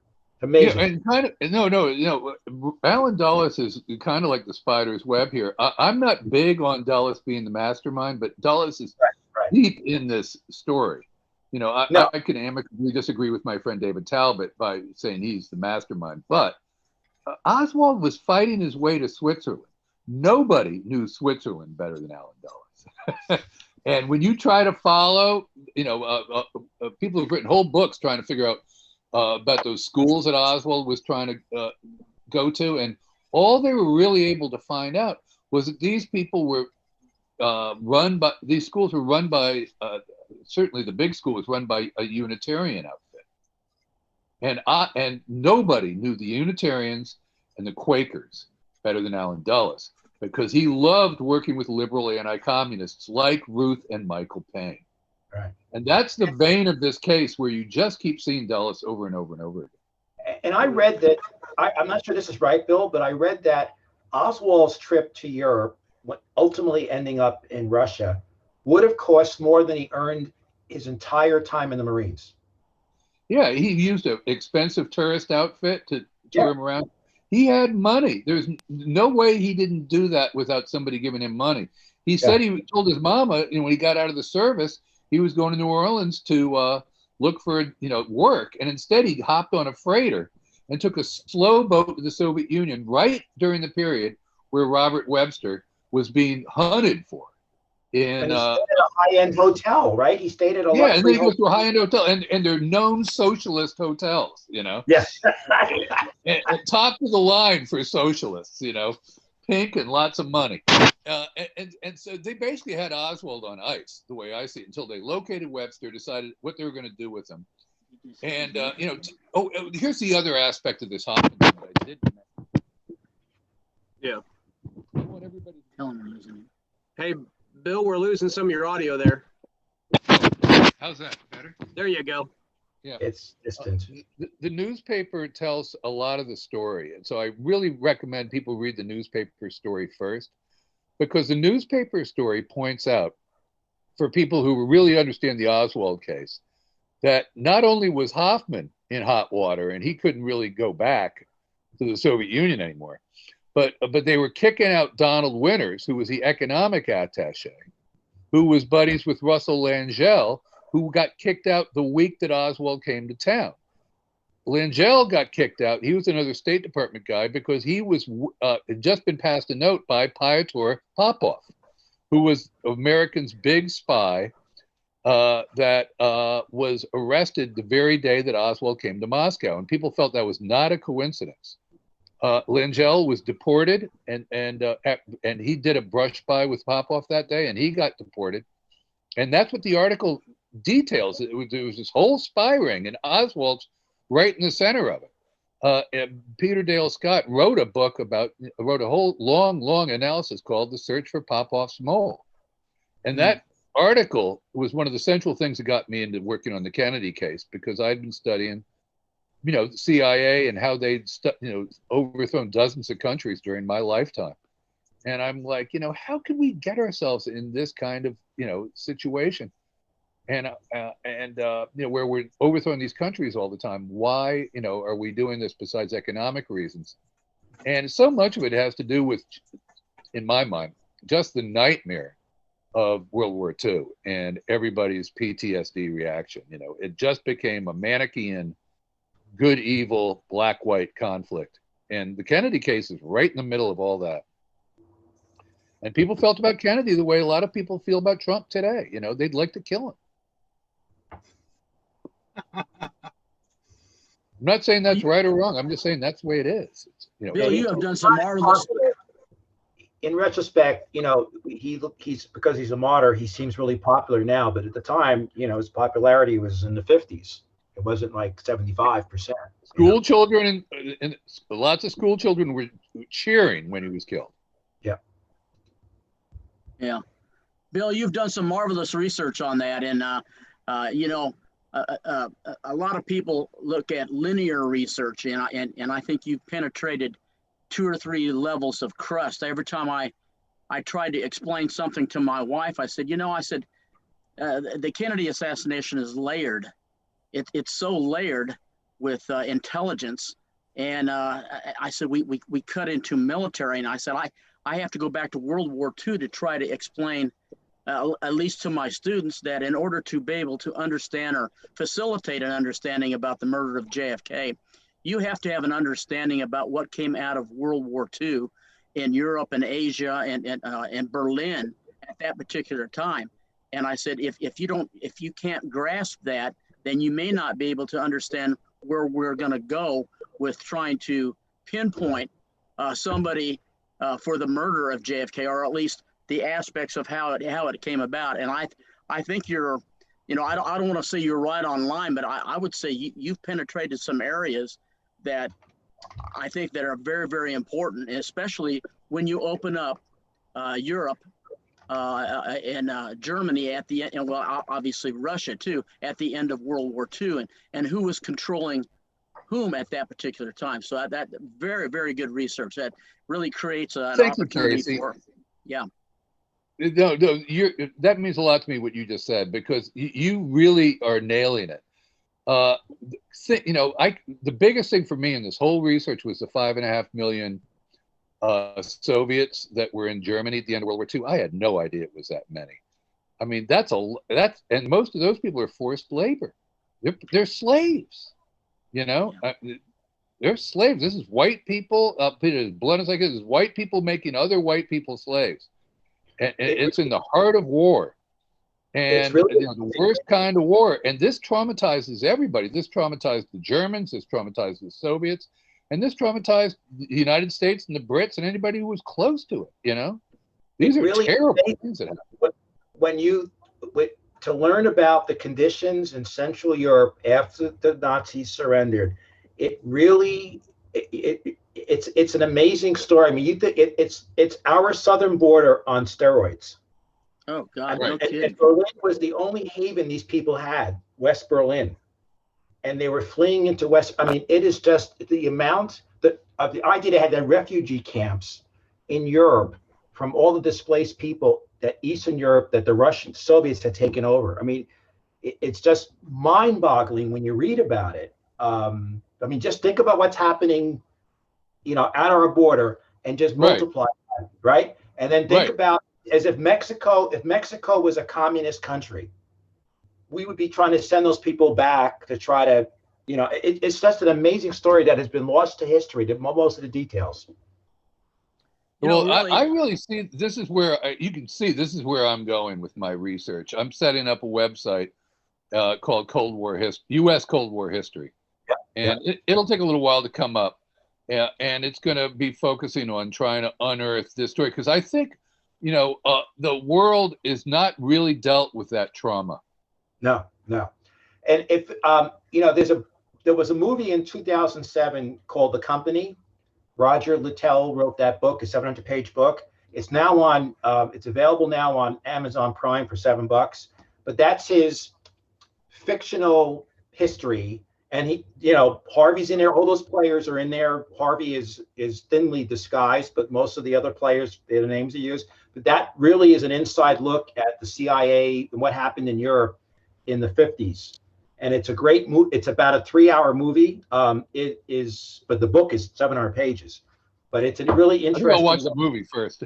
Yeah. You have to watch the movie first because at least they take only parts of the book, but at least you can visualize when you start because the book is like real. It's really good. I mean, but that really gives you a feel for what was going on then. Thank you. It's called The Company. Here's the thing, like in teaching American history, at least to juniors and seniors in high school and then going on to college, there obviously are a lot of gaps in American history that we just brush over. Like, for instance, the between 1865 and 1877, I think after the Civil War, I think everybody thought that, well, we're just going to go back to our home and relive or live our normal life. Well, when you get to the end of World War II, the Americans are celebrating and the Brits are celebrating to a certain extent. But the problem with that is that I think everybody in America thinks, well, all those people are just going to go back to their homes. Oh God, there is no homes for them. Right. And it is totally destroyed. Somebody's got to come in and set boundaries and set up banking systems and governments and get these displaced people back to wherever they came from. And it's a lost gap in American history. And I think we're loaded with those things. And I know the Black Lives Matter situation when you're talking about Tulsa. Oh, that thing was totally wiped out. Oh my God. Oh, right. But Casey, I want to put a point to that. The key part of that era was what happened in Hungary in '56. Yes. And when I hear people now trying to squelch people's First Amendment rights, the part of the book, the movie, where you have these people rebelling against the Soviet-sponsored government, they want the right to speak.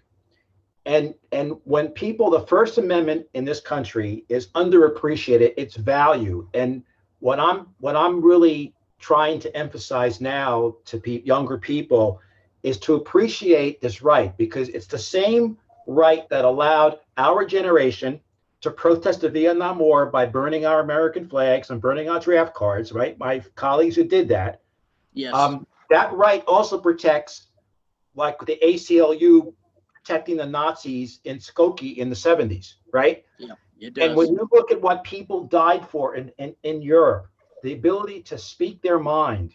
That is what is being lost now with this whole cancel culture and with this whole woke culture about trying to like stop or squash speech.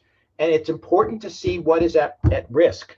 And because people don't understand what happened, and Casey, forgive me for saying this because you teach, but I teach older adults, in their 20s. But it feels like this generation, the phrase is before me, BM. Nothing counts before they were born. Absolutely. And so they're not learning the lessons of history. Let me dive in now. I think what they've learned is it's not enough to be invoking the First Amendment. It's time to invoke the powers of antitrust, because you can't face off Facebook, and Twitter when they give, people like Trump, a platform that's unassailable, and then take it away without any due process, which is also terrible, right? Yeah. Right. Exactly. Neither thing is good. Neither thing is good. And the Right. point here is the First Amendment is not really the avenue to be fighting a lot of these battles at this point. The place to be fighting is antitrust, because people should not have this much power to speak, period.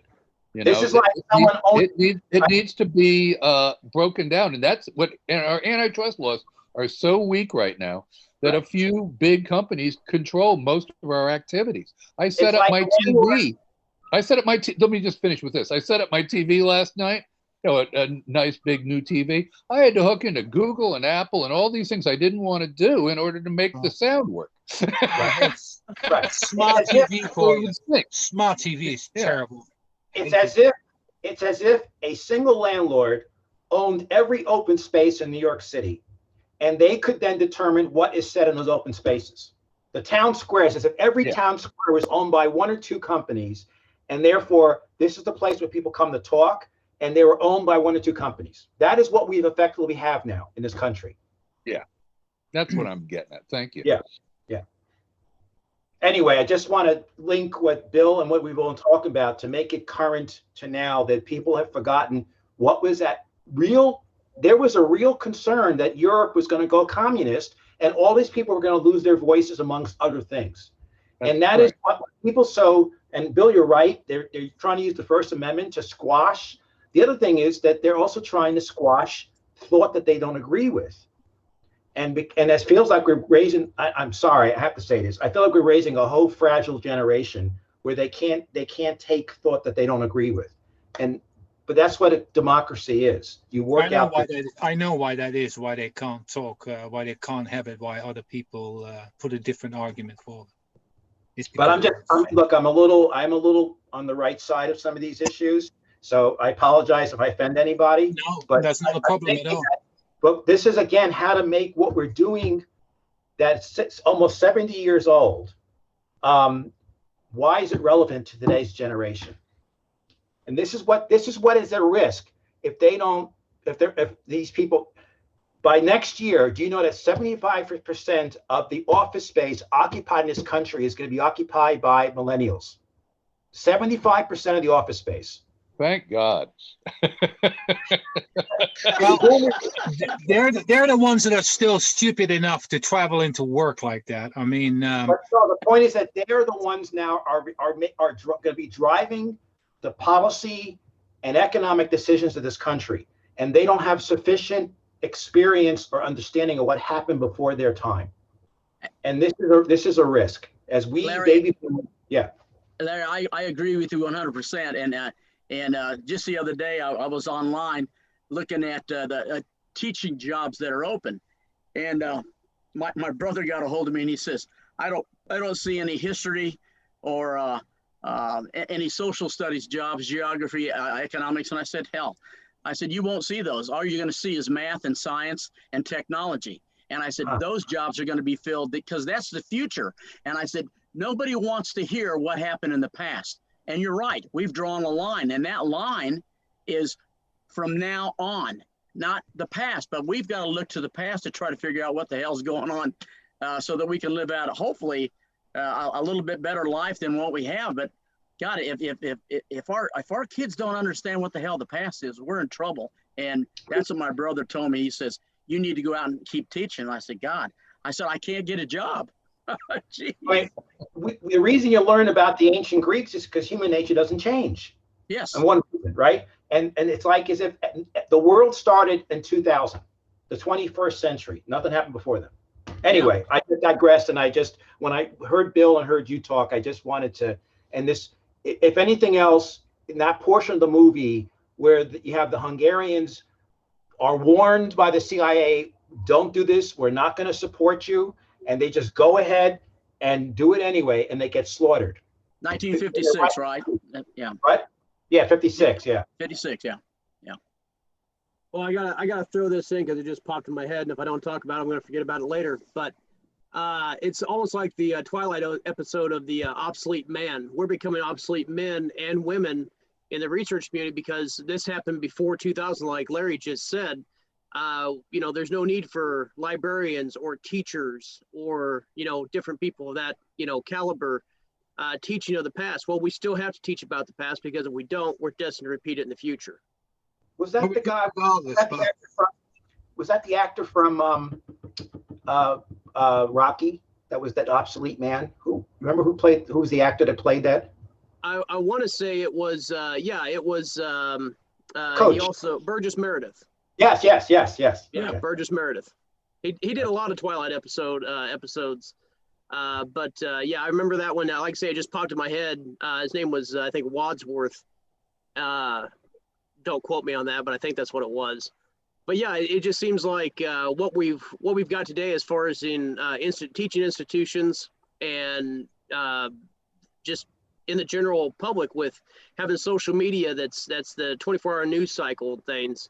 That's what's talked about. The younger generation, the millennials, I don't know if we want to call them snowflakes or not, but they just seem to not give a damn about anything other than what took place on something of a reality TV. Well, hell, this was reality. This happened, to our world leader. This is what happened in our history. So that's why we still need to talk about it, because if we don't teach it or if we don't talk about it, they're not going to learn this stuff in school. So it makes it important for us to keep talking to the younger generation, let them know that just because it didn't happen when since you were born doesn't mean that it didn't count or it didn't matter. Well, it is our fault. It is our fault, Casey, because I think you and I are approximately the same age. But I remember in 11th grade is when we rejected the curriculum of our elders, and we started asking for relevancy. And so it began with our generation, but we had at least up until our 11th or 10th grade, we had a good foundation in history. But then we're the ones that said it's only relevant, and the baby boomers, really, to answer a question by Brooks, that I think we're the ones to blame because we're the ones that changed our country. And it's really the kids. We can't blame the kids because they're not being taught to be interested. It's our generation that basically changed the rules, and the kids are just following what we taught them or didn't teach them, in my opinion. Well, I tell you what, when I was teaching full time, a lot of my students thought I was straight out of Haight and Ashbury. And I would sit back saying, for God's sake, guys, I don't even know what pot is. Well, I did when I got to Vietnam. But anyway, let me clear that up. But Casey, it's being recorded. Yeah, I know it, guys. Darn it. Can I run for a New York position there? Probably not. Anyway, mayor's open over there, from what I understand. But it was one of those things where a lot of the kids basically thought that at that particular time that I was a hippie. And I said, well, no, I'm probably more of a yippie than. Then they go, what the hell's a yippie? And I said, well, I don't even want to get into that. But crazy stuff. But at the same time, I was taking a course at a University of Kansas with a professor that was saying that we have to have teachers that can tell stories. And I sat back and I said, well, I think I'm a storyteller. But he says, in order to be able to tell a story, you have to have lived it. So you have to be, old enough to be able to sit back and say, okay, this is what I do. For instance, the other night, my wife was asking me, how come you can sit down and watch a baseball game and really get something out of it? And I said, well, I coached baseball for 40 years. I played it. But she says, it's just such a slow and meticulous game. And I said, well, then you like hockey, you like basketball, you like football. And football's ordered like everything else is. But at the same time, she says, baseball is so slow. And I said, well, but it's calculating. I mean, you have 9 ball players out there trying to figure out what's going on, and you see all different positions. And I said, and if you want to get into something deeper, well, then open up a book on JFK. It's amazing you're still married. Well, I'm on my second. On my second marriage. my prior wife, I was with her for 20 years, and she still didn't know what right field was. Well, I got to second base several times, so.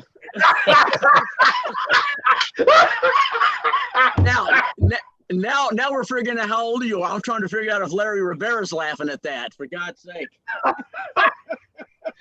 We are way off topic, but yes, we are. This is what happens is when David doesn't have enough speakers.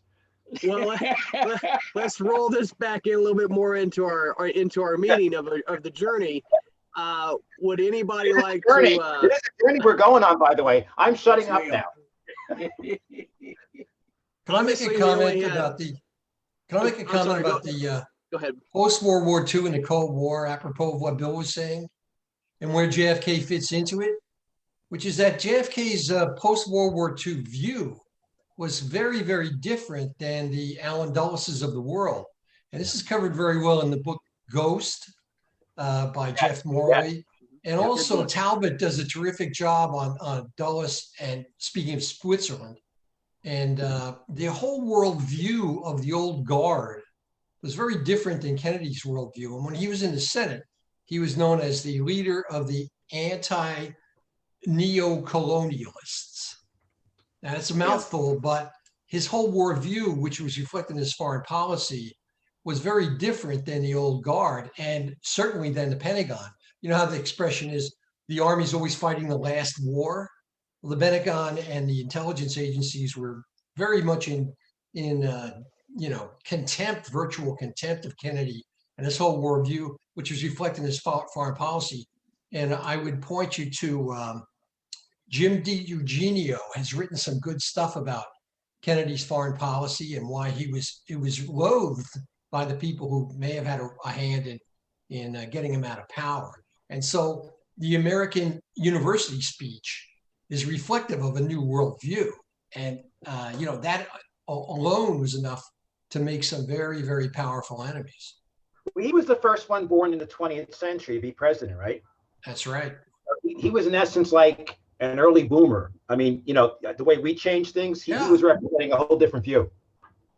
Right. And when Kennedy, when he was in the Senate, made his speeches about Algeria and the French, they were against persons who were literally trying to assassinate de Gaulle during even the first year Kennedy was in office.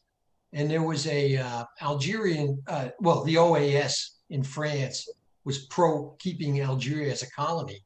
They were planning a coup in France against de Gaulle for the week following the Bay of Pigs, which I think they may have known about, some of these ultra-right people.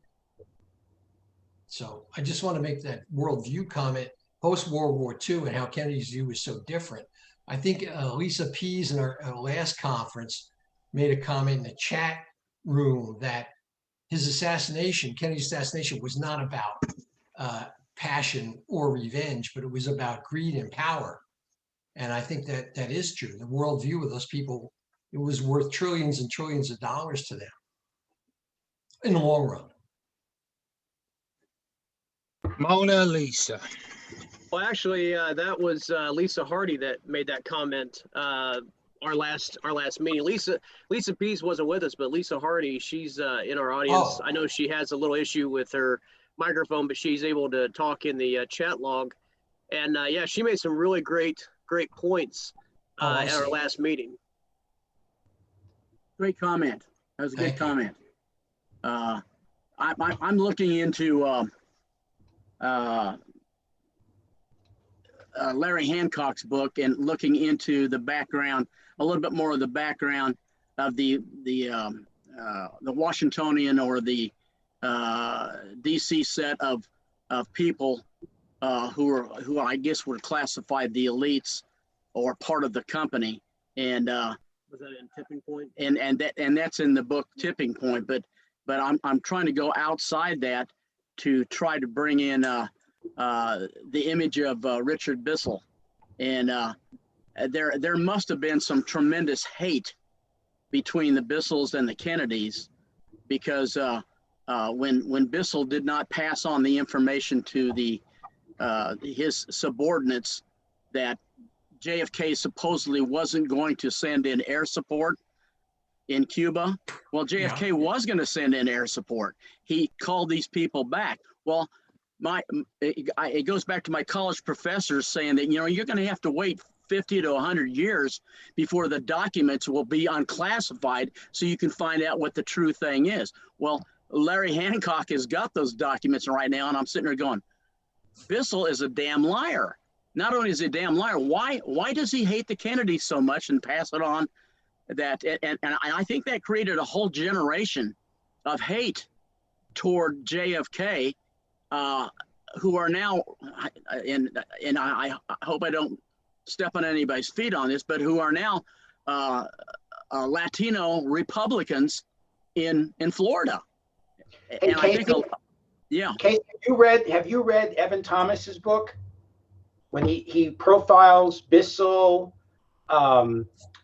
Poor man. What? Desmond Fitzgerald, doesn't he do him? Yep. And Bissell, who's the guy that basically ran the Bay of Pigs for Bissell? His right hand. Cabell. No.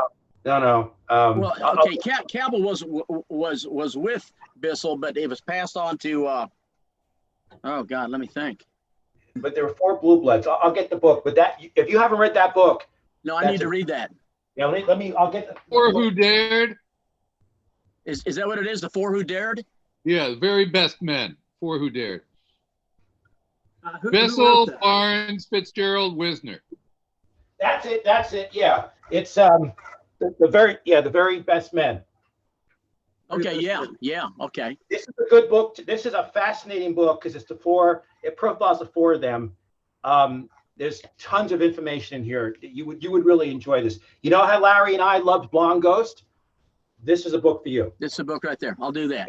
Now, Larry, while you've got that book in your hand, who's the author of that book? Evan Thomas. Evan Thomas. Evan Thomas. Okay. Yeah, this is a really good because it profiles the 4 of them. It's well written. I recommend it too. Yeah.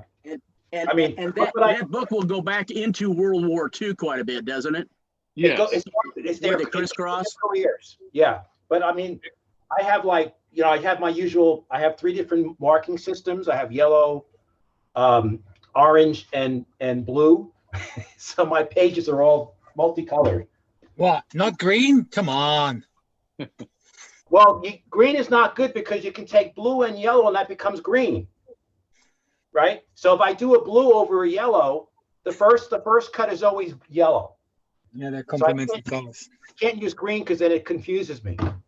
Yeah, I stopped doing that, and I started using real skinny sticky notes.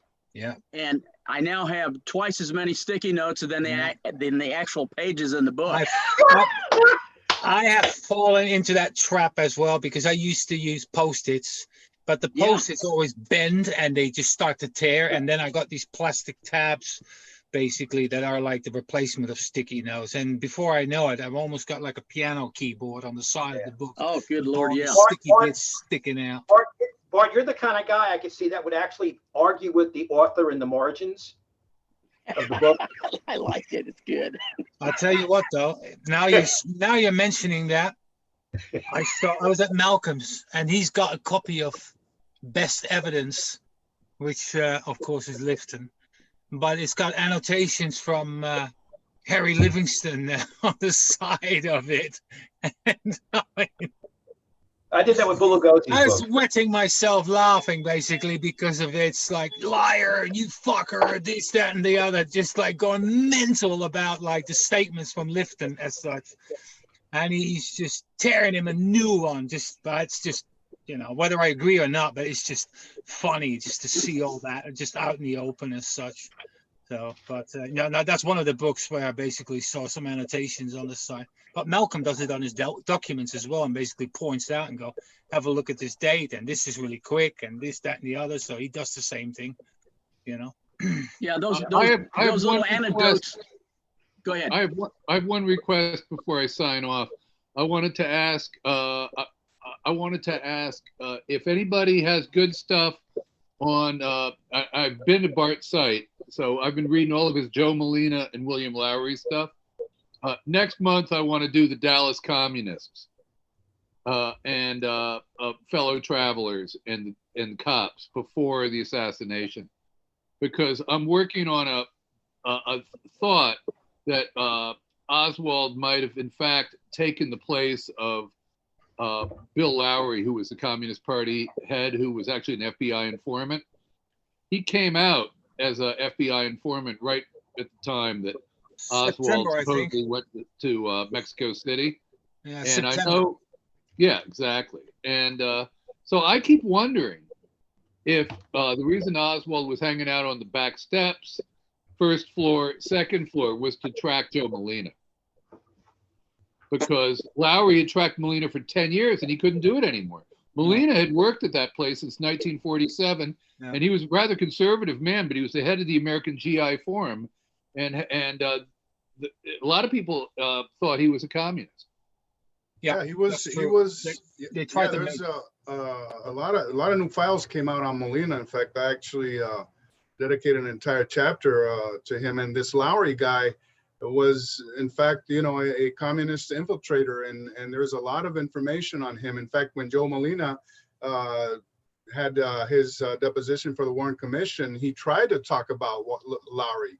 Right, they wouldn't let him. Yeah, and they wouldn't let him. They wouldn't let him. Yeah, and you know who was representing him was an FBI agent who represented him for free and wouldn't let the Warren Commission question Lowry about his interactions with Jim Hosty and the other FBI guys. So there's a lot of material there, and I've done a lot of research and a lot of writing on it. So I'd like to collaborate. The amount of material that in Dallas that's still around and that needs to be looked into is huge. Huge. A lot of people think like, it's all been looked at. Nah. No. There's loads of stuff spread all over town. And I'd like to share. And I'd like to share something here real quick, if I may. And I sent this to Larry last time, and it has to do with De Bruy's report written on 10/25/63, and it happens to cover the exact days that that are so controversial about Lee Oswald. If you see here at the top, from 8/9/63 to 10/15/63. And what's interesting about this, and I've posted the NARA numbers, the RIF numbers up here in case anybody wants to jot them down. But this is a 40-page report, and there's only three of the pages that survive in the document. If you go to the cover page here, it says 40 pages. All right. But and it mentions that they're tracking Lee Oswald out of New Orleans, and apparently they're very interested in his activities. But my point here is, if they were tracking his activities, in such a crucial time, wouldn't this report have noted that he was planning on going to Mexico City, and that he had taken he had bothered to get his visas to go to Mexico City and this and that, but nothing of the sort. In fact, the report, like I said, it's only two or three pages survive. And what's interesting here are the sources, the informants that are in this report. Orlando Piedra, who was notorious in Cuba. Right. Yeah, right. And then deal. Yeah, and then Jesse Core, who was Clay Shaw's public relations director at the International Trade Mart. Yeah, and he was reporting the whole time. I got a lot of stuff on Core. This is Yeah, a great yeah. document. I totally agree. I've So- seen it so- before. Yeah, so this whole thing on De Bruys, were then compounded by the fact that Orestes Peña, in his HSCA testimony, he was adamant about the relationship between De Bruys and Oswald, and that De Bruys followed Oswald to Dallas when he left New Orleans. Now, Well, I'll tell you one thing right now about this document. The CIA thought this document was so important, Larry, that they made 3 cards for Oswald. One was called Lee Henry Oswald. Another card was called Lee Harvey Oswald. And the third one was called Lee H. Oswald. Mhm. And it was based on this very De Bruys report. Yeah, yeah. And why now if and this is Larry asked me for this document to see if maybe there would be the possibility of getting the entire report, which wishful thinking there, but this Orlando Piedra, interestingly enough, if you go down here, I've got a picture of the guy, and because he was he had very close ties to the FBI during his days as chief of the Cuban Bureau of Investigation under Batista. Okay, and his the address of his business happens to be in Lee Oswald's address book, and I have it right here. Okay, and this I got this information from this Cuban blogger, and it's in Spanish. Okay, but the translation here says, counting on the other acts by Piedra, the assassination of John Kennedy and plans to attack Fidel Castro, Piedra was questioned at that time by the FBI in relation to the magnicide in Dallas, where documents mentioning the ex-Cuban colonel and his address were found on Lee Oswald. And I went and checked it out, and sure enough, 117 Camp Street is in Lee Oswald's address book. So there you go. What's magnicide? What's magnicide? Magnicide is a homicide or a murder that is the biggest, magnanimous. A big deal. It's in Spanish. It's a Spanish translation. Yeah, right. I was trying Magnicidio. So, by the way, someone asked me what happened to Ramon Herrera. He's disappeared on all the pages, and someone's looking for him. Does anyone know what happened to him? Is he still around? About Sylvia Odio's husband? No. Ramon Herrera, who's a researcher. JFK numbers? Oh, yeah. Did all that research? Yeah, he's apparently gone dark, and someone's trying to find him. Does anyone know? Anyone have heard from him or know anything about him? So, on the, Bill, do you know anything about this document? Why there's only 3 pages? There may be more. There may be other versions of this book. I tried.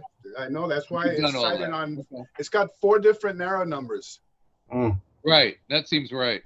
No, it's a very important document, and I think that's probably why we don't see all of it. Can I ask you a question, please? When Oswald was arrested for disturbing the peace when he was handing out the leaflets, while he was in custody with the New Orleans Police Department, he asked to see an FBI agent. Right. Now, was that De Bruys? Quigley. No, that was Quigley. Oh, Quigley. Right. Okay. Yeah. Thank you. And it's in the CAC report. There's a report. The only source for that information is that there's a FBI document called the CAC report. CAACK, and that's where you find the mention of Quigley. Okay, thank you. Yeah, but I consider that a very, very important document, because it would have, if it would have aided in the lone nut scenario, they would have been, Mexico City would have been all over there. Well, this is why those index cards. There seems to be, I just wanted to share this with you, this Lee H. Oswald legend seems to have been a new legend that was created literally that day from that document. And we don't see Lee H. Oswald on that document. But I could send you the 3 index cards. There's some kind of game being played. Absolutely. With these 3 figures. Absolutely. Absolutely. And they're the same person, but they're using them for different purposes. And I don't know what the Lee H. Oswald legend is about. It's always been a mystery to me. I think I figured out the Lee Henry Oswald. I think it was done for mole hunting. But I think the Lee H. Oswald is something I do not have an answer for you. Yeah, and the audio visit is also included in that time frame, so that's a very important document. Well, there's a whole discussion that I could have another day, not right now, but about the Dallas Cubans. I've always felt the last 4 months of Oswald's life. I've done a lot of Harlandale. I've done a lot of research into the Harlandale thing, and every time I think there's nothing there, I keep saying, well, the Pino family was pretty important, and so was another Manuel Acabera. Both those figures seem to be pretty important in terms of the Cuban War, and these guys were heavy hitters. Yeah. So I don't ever want to write off the Dallas Cuban story. I think it's really important. No, I agree with you, Bill. There's loads behind it. I've got 2 photographs that Malcolm gave me of an Alpha 66 meeting in Dallas. And with a bit of imagination, you could probably see or think you can see Oswald standing in the background of one of those shots as such. I posted them at the Education Forum about 2 or 3 years ago. I'll have to dig them up again. But these were good prints as such. And overall, the Harlandale thing and all the other little tidbits left, right, and center as to it wasn't so much out in the open as it was in New Orleans, for instance. But there is loads to look for in Dallas. And this is what actually needs to be investigated by someone that basically says, I'm going to find out about the Cuban presence in Dallas as such, and just go deep into it as such, and try to talk. There's a document that says that Silvio Odio had seen him mesmerize audiences with his, talk, and talking to the Cuban exiles and everything, and he had shown how smart, intelligent, how well versed he was and informed and everything, and that's something to look into. No, it's a real problem. She called him a double agent. She thought he was working both sides of the fence. I think she's absolutely right. Well, it's when he shows up at her doorstep, on September the 27th, I'm not sure whether Odio saw Lee Oswald. And that's a great mystery. But I think the double agent thing was interesting because she got that from other people. She didn't get that from the doorstep. Oh, no, she was an active jure activist on the liberal side of the helm, and so and there was conflict between jure and the more conservative anti-Catholic. I mean, I've got a stack of documents on Odio, and it sows more doubt than actually saying like, oh yeah, this is definitely synced and sorted out and as presented. Well, tell me about it. Her brother Caesar actually told the FBI that this thing about her fainting at work isn't what really happened. She and her sister happened to have been at the Trade Mart hoping to see Kennedy to see about getting him interceding to get the release of her father Amador from the Cuban prison there. Where was he, in La Cabana or something like that? And that's where they were at the time of the assassination, not at work. Where the legend that she fainted when she found out, when she saw that it was Lee Oswald or whatever. In reality, her and her sister, I believe Annie, were down at the Trade Mart hoping to, talk to JFK in person. So, there you go. Well, the Odio story has never been very well investigated. And part of the problem is except for those 2 interviews by the Warren Commission and the HSCA, Sylvia doesn't really want to talk. And well, Liebler just wanted to get into her pants. In her pants. No, it was awful. It was awful. But, I can swing either way on Sylvia Odio, for example. I can say she's a good actor. I can say she's a bad actor. I can say she's a confused actor. I feel like what we don't have is literally enough data, even after all this time, even after all those interviews. Sorry. It's a real problem. Speaking about data, David and Casey, can you give us an update on the scanning activities of you guys, what you've been doing lately and stuff? Well, actually, I was just getting ready to, I have something I want to unveil to you, Bart, and I'll unveil it to everybody because here's a new piece of technology I'll talk about in just a couple of minutes. But we are continuing on the Dick Russell collection, and we're probably about, I would say, working on between the third and the halfway point of getting the rest of the collection done. And we still have, I mean, we're basically in that first third to first half, and then we're trying to kick it in the ass and get more of it done. I'm hoping if we could work it out, we could possibly have all the stuff we got from Baylor done. And I'm not throwing this timeline out, 100%, but I'm thinking by, like, say, September. I'd like to have it finished by September, at the very latest October. One thing that I wanted to show to you in particular, Bart, because I told you about the scanners that we use. Let me do a share screen here real quick, and anybody that is interested may find this helpful. This is the Iris Scan Book 5 and 5 Wi-Fi. Now, let me just tell everybody, yes, Bart, you can order it overseas. You're looking basically, I don't know, in pounds, I'm guessing $99 in That's US. euros. Yeah. In euros, okay. Well, what this thing does is it digitizes books, magazines. You can use it anywhere, even without a computer. You can convert it to documents and editable files in Word, Excel, PDF, etc. You can create index PDF files. It's got a built-in color LCD screen for previewing your document. Direct scanning to PDF or JPEG format. And you don't have to rip apart a book, a magazine to take something out of it that you want to use. And you can also use this on standard documents. Now, I don't know how this would work I know when we went to the Dallas Public Library, we couldn't put any pressure, like running things through a mechanical feeder. We were able to do some things on a flatbed scanner. This is even lighter, hardly any pressure. You're not doing anything but either basically laying at the top, going top to bottom, or the inside to the outside. You can scan 1 page per second. It has a built-in battery. You can scan about 100 pages. Now, that doesn't sound like a whole hell of a lot, but you can plug in the micro USB cable and continue scanning all damn day long. It also has a place to put a micro SD memory card in. So you could scan, here's just a standard page invoice that you could basically scan in, and then it goes wirelessly either to a cell phone, a tablet. You could put it onto onto your computer also. The Book Scan 3, which is the old version, was $99. The Book 5 and the Book 5 Wi-Fi, they're normally $149 and $169. They're now $129 each.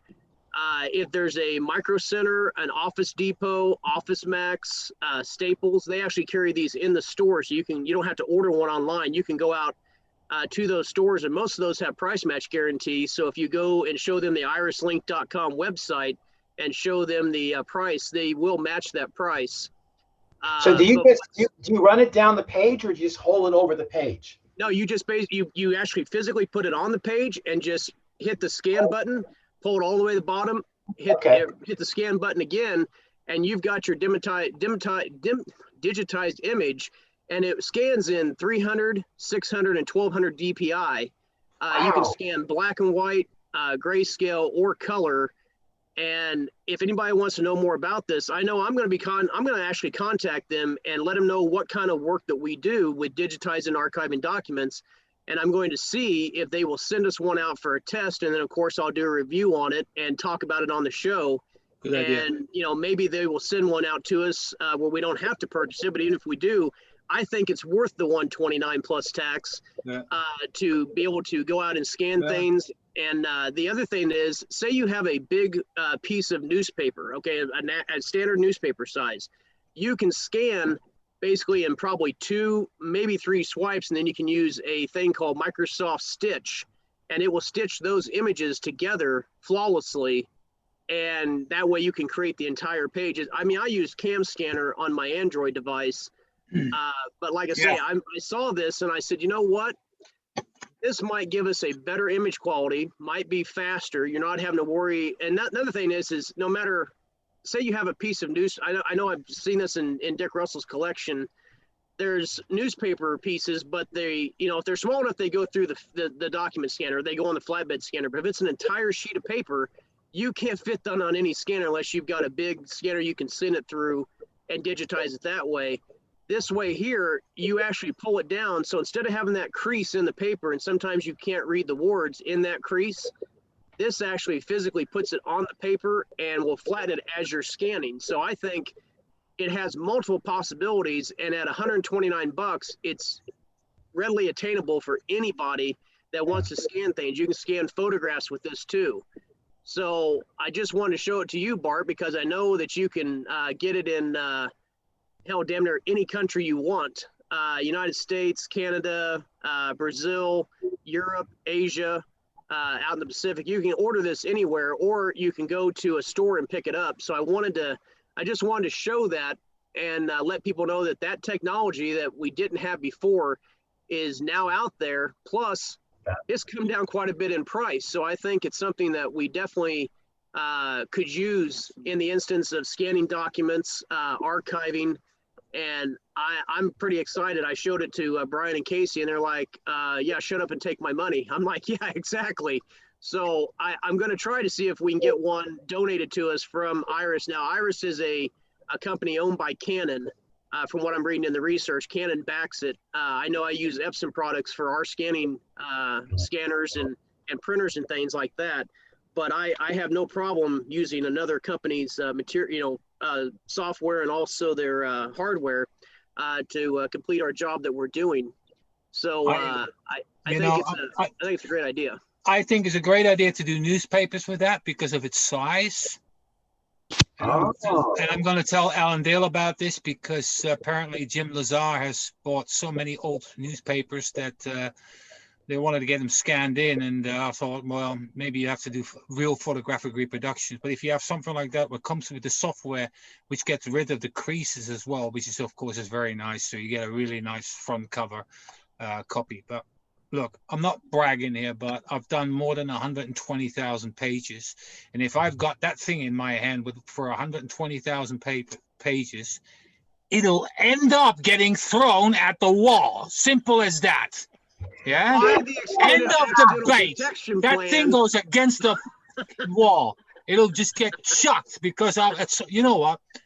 I have tried 2 scan software and I both used them on my iPhone. Here we go. Here comes the rant.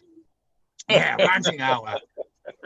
And I've had, I lost 100 scans. Like I did 100 scans and it just went foobar. It just disappeared. It just crashed and you lose 100 scans. And you know, like, I've been standing here for 15 minutes clicking away and it's all gone. And with the first scanning software that I had, I think it was called iScan. Oh, mate, you should have heard me in the street. They could hear me, I'll tell you. And this last one, which is Adobe Scan, that's pretty good, although it also has a couple of iffy things on it. You just sometimes have to restart the software because after a while, the cache or whatever the hell, the memory, has just been overloaded, so I can't take it anymore. And sometimes I do up to 1,000 scans a day. So there's, you know, and for me, for simplicity, but I want a document feeder so I can just do other things and just put 50 pages into a thing and go, right, there you go. But then I've got other problems because since Malcolm's archive is definitely the most disorganized archive that's around, I swear to God. Just imagine tossing everything out the first floor and then putting it back together again, okay? So it's all in his head, but the paperwork is all over the place. Even if I just research from my own stuff, I would have had to go through every folder to see if there's not something in there that is up to my interest as such. So how hard is it, Bart? What's supposed to be hard? Which bit? Egg him on. Come on now. Egg him on. Right. Well, Johnny Carson, you know, how hard is it, you know? Well, let me tell you this. In the last 2 months, I've had 1 day off, and I'm talking 7-day weeks. And on average, I do about anything between 700 and 1,000 PDFs a month. And about pages, that depends, but this year so far, 700. That's only like 25,000. 30 days in the month, 700, that's only like 20 a day, right? That's enough, because some of them are hundreds. They have 100, 200, 300 pages. Oh, God, Okay. Yeah. So, and the thing is also, when you do 100, the thing is also the quality of the copies. You know, when I say, Malcolm, some of this stuff is so on the piss, right? It's just like this. And he goes, yeah, I might have mucked up a bit with the Xeroxing. I'm like, right, okay. But What was he I'm saying? not going to spend On the time piss? on straightening things up and God knows what, because that all takes time. You see, when you start doing so much material like I have here, you just want to get a system on the go and just bash it out. Yeah. And I tell you what, if somebody wants to straighten the document out, knock yourself out, open Paint or open Photoshop and just get on it and just straighten it out. Boom. Because I've done my share. I've scanned it all in. I made it public for everybody to play with. Right. That's why I draw the line, because the thing is, I do anything between 8 and 14 hours a day on this stuff. It's that much that I'm going, you know what? Someone else can do something else, the rest of it, and I'll just scan it in and I'll share it, and there you go. Fuck off. So that's my thing. I hope to be finished in September, but he also all of a sudden came up to me and goes, well, you can have all my Nosenko documents. And I looked at it and it was like a box, like that's massive. You could almost put a body in it. And I was like, right. And he says, well, you can have that. And I said, no, I'm going to finish the warehouse first, because once I'm done with the warehouse, then I can continue with what I did, what was at home. And that's another thing. He's got like tons of Vesiana stuff and tons of Nosenko. And then, of course, all kinds of spook-related matters that he's been looking into. And I've been getting hold of some of the stuff that he lent to me, because he was like, oh, can you bring that back? Normally, he doesn't give it to us, but this was like, no, can you bring that back? Because that's still being investigated as such by him and looked into. But the amount is crazy. And this project was only supposed to last 6 months. And it's been now in October, it's going to be 3 years that I've been at it, basically. So, yeah, and also I'm getting really fed up with it. I've gone to a point where I'm like, fuck off. I don't want anything to deal with this anymore. I've had enough of it. So, but it's better than reading a book. That's what I can say. But you said that it was pissed off or something, or what was the word you used about the condition of the document? On the piss is meaning not straight, like so. So it's not straight. Okay. So it's not aligned. So it's on the piss. So on the piss. Okay. That's piss. We're just trying to add to the Bart. Yeah. At the end of this year, you have a nice little booklet together with terms and phrases. Think we could sell it. It could be a nice collection. Maybe to give for people that make a major contribution to the site, and it could be the Bart Gallery of terms and I like that. That's good. Well, I will say I got a comment here that came in from Bob Saltzman. Asking if I have a device that can do high quality scans of color negatives, and one of my pieces of equipment is the Epson V600 photo scanner. It's basically it's a scanner that has it's a flatbed scanner that has a light and a sensor on the actual flatbed, and then one in the lid. And the scans that I've done from J. Gary Shaw's collection that are on our website, those were scanned in at 48-bit color, 3200 DPI, which are the best scans that have ever been made of those slides. Not to pat myself on the back so hard I break my damn arm, but they're better than what you're going to find anywhere online on Google Images, or even they look better than what I've seen on any other website. I don't want to steal your crown. I don't want to steal your crown, David, but my scanner's better. So hand them over. Hand them over now. So, hey, David, before you go down this rat hole about slides, I was asking specifically about negatives. Yeah.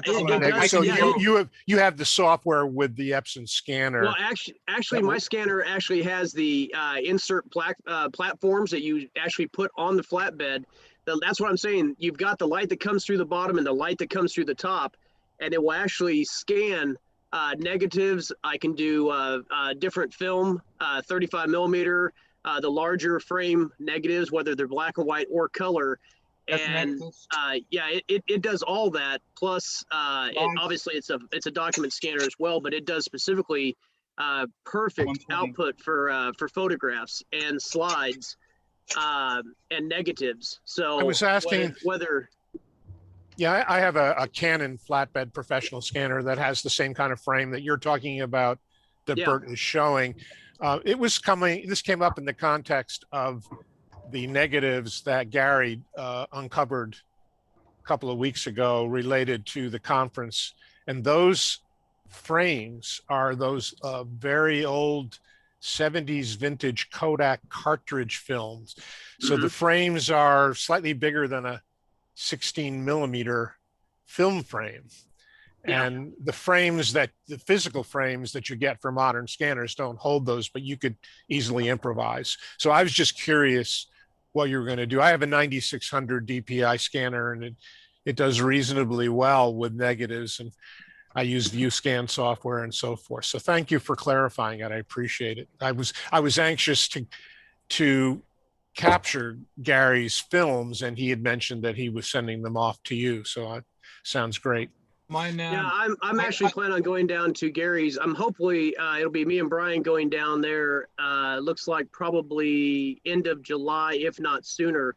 And what I will definitely, like I say, I've done a lot of scans on his things already, but once I get down there and look at more, if he's got more negatives or actual slides in the cardboard, outer edges, yeah, my machine does that. The resolution that mine goes up to is you can go from 6400 by 9600 DPI, 17 by 22 as far as lengthwise. But when I went into looking at I like the idea of the DPI, but I wanted to look at how much the bit, how many bits you could put into the photograph. And I tried different ones, and the ones that looked out the best is like what I've got on the website at 48-bit color. The black and white scans that he had, well, actually they weren't scans, they were black and white 35 millimeter negatives. And I said, well, let me play with that for a minute. So about 10 minutes later, I was able to reproduce it digitally, and it looked better than what the prints that he already had made. And then it's got a software package that, for correction of for color sharpness and so on. I mean, I couldn't believe what the hell it could do, but I was glad I spent the $300 and bought the machine. So I know I took a bunch of negatives down to a place in Dallas, and I said, here, can you scan these for me? And she was using the exact same scanner, and I said, where did you get that at? She goes, well, this is what, all the shops. She goes, if you go to any of the shops down here in Texas, she goes, they've all got this machine. And I said, okay. As soon as I saw that, and I looked at how much I paid her to scan, I think it was like 20 slides. I told Brian, I said, we're the hell with going and having to stand there and wait for it to be done. They did great work, but I said, let's just buy one and we can take it wherever we go. So obviously, as a techie guy and technology wise, I like playing with new toys, and that was, any of my Epson stuff I've got, I love it.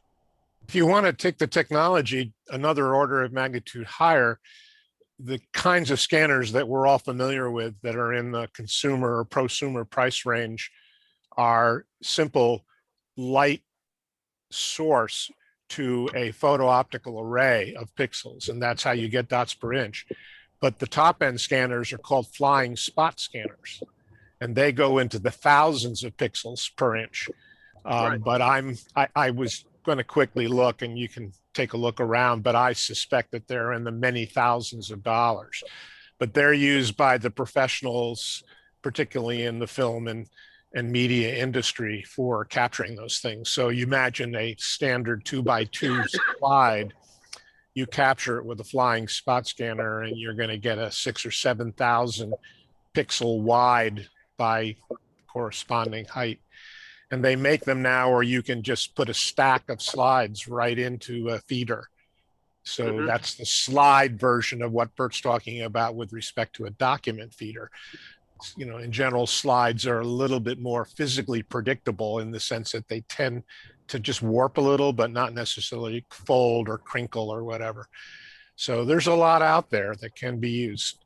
My scanner is a Nikon. It's called an LS9000, and I bought it 18 years ago, and on eBay at this moment, they fetch the same price than what they cost almost 20 years ago because they're so good. They're absolutely mind-blowing. The quality of it, if I do a 120 frame, it'll be half a gig big. It'll be 500 megs at least. And the color 35 mil will probably become about, I think about on 16 bits, on 8 bits, it'll be 60 megs. And on 16 bits, it will be 120 megs. Black and white goes between 20 and 40. So, and they're just really rich. The beauty of the scanner is that, especially with analog material, is that it captures more than any printer will be able to capture on paper on our C-type prints, what they're called in professional jargon. The scan itself will have a much better quality and more depth and detail than any other print that would be manually created as such. So for that, this scanner is absolutely wonderful to create absolutely mind-blowing quality images as such. And you can even do a super fine scan and all this malarkey, basically. What you can add on as such. So yeah, it's just great. I've got some things that were given to me through Malcolm on Harry Livingston had some slides. He had really good copies of Jack White's backyard photo on Kodachrome slides.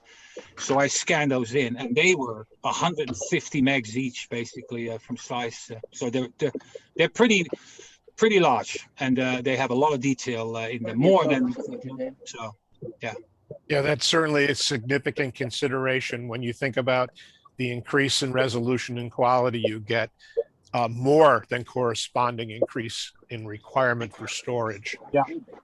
The thing is also, I got the scanner purely for professional reasons, but I also got it. The other thing was that I was so pissed off, especially like back 15, 20 years ago. Pictures on the net were tiny, they couldn't handle it, and all this stuff that is now really normal to have, it just didn't exist. So I basically had to downsize all these images, to this as such. But I tell you one thing, what you have to do is when you make your scans and all your DPIs and this, that, and the other, you should just, when you put them on the web, you should just reduce it, because otherwise it's way too big to upload. And also when people start clicking on them, your bandwidth is just basically getting marauded by large images, and it just cranks your bandwidth up. And of course you may go over your allotted amount of web traffic as such. So even the best computer monitors don't have the resolution to display 96 at best. 96 right? at So best. your advice is well taken, Bart. Thank you. No, you're welcome. And also, but the thing is, like, because you are 72 or 96, and unless you have a high-res screen, which only photographers, people in media, or traders, bank traders, stock traders have as such. They have a high-resolution screen, and for that purpose, it would be good.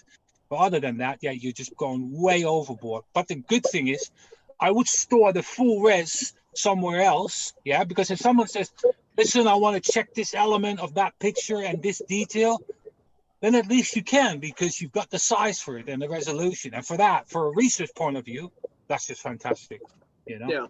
One thing I liked that I noticed when I was working with Gary's, he had a I don't remember which slides they were, but it might have been the Tina Towner slides. I know there's only 4 of them, and they were so pink because the emulsion layer had just deteriorated over the years.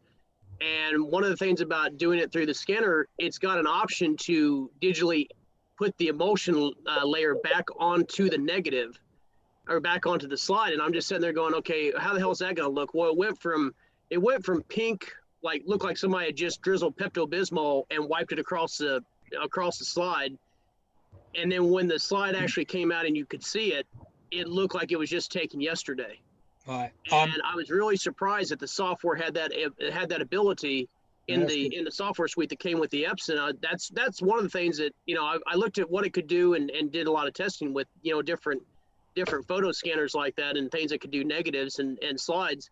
and I was sold on it. I mean, I know the Nikon one that you've got because I used one of those when I used to work in film labs and doing video production. So yeah, I know which one, I know, and the one you've got, yeah, you're right. It's one of those things where even if you look up on eBay and try to buy one, they still command their price because they still are, you know, $1,400.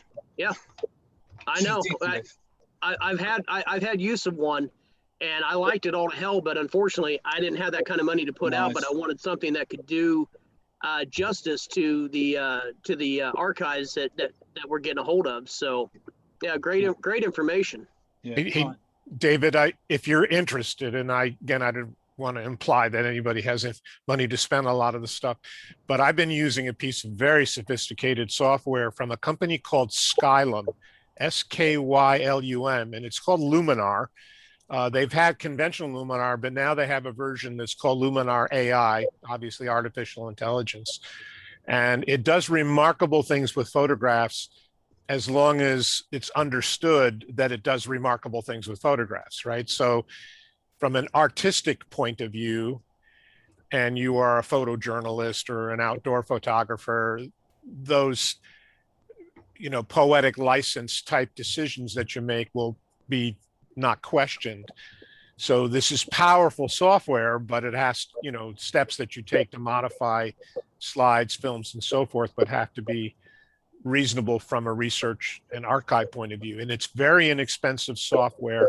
And I will tell you that Luminar AI does require like an Intel i5 or greater type of processor, but Luminar 4, I think you can get it for $49. I've had them for years, and excellent processing software. It's not scanning software. I use ViewScan for that. And if you want any more information about Luminar, just reach out to me. Yeah, absolutely, Bob. While I've got the floor here for a quick sec, I do want to throw a special shout out to Craig Bozarth. Last week he was flying. I think it was Washington. Yeah, it was last week. He was flying, and he decided to have a stop in Kansas City and come out and have dinner with me and Brian and Casey at a local restaurant, and we were able to sit down for I'd probably say about an hour and a half, and had a great discussion. And it was very nice meeting him in person and getting, you know, we see him on the at the conferences online here and on our monthly meetings. But if anybody's interested that hey, want to comes out and you know, swing by our neck of the woods and do dinner with us, hell yeah, we'd love to have you. So I want to say publicly thanks to Craig Bozarth for coming out and doing dinner with us. So thank you, Craig. Appreciate it. So are you now finished with Gary Shaw's archive? No, we have barely scratched the surface. I mean, we have quite a bit of stuff, but I mean, he's got a little house in the backyard that is, you know, just full of treasures. And like I say, I mean, I know that I would love to be able to do the entire collection, but I know we're doing. You are going to do the entire thing. And I think that's the way we want to go with that. So definitely it's something that we're doing as we get a chance to, you know, because we don't usually bring anything home with us. You know, we're actually doing, we go down there in person and do everything at his house and stay. I know that I've been working on some looking at his archive of audio conversations from cassette tapes and digitizing those, and I'm looking at doing some video cassettes that he has as well, plus photographs and documents. So yeah, he's definitely a plethora of information and an archive to you know, to treasure. I did it with Harry's. I did and Malcolm's. I did about 300 video tapes, and I did about 325 audio recordings of Harry Livingston, doing interviews and all this stuff, especially all the medical people and all that. But that's going to be released next year, I think. Oh, so it's not online yet? The Harry stuff isn't online yet? Well, it is online, but it's not accessible yet. And there's a very good reason for that. So, but probably because it's going to be part of my next project. So, but when it comes down, it will be flooded. everybody will go.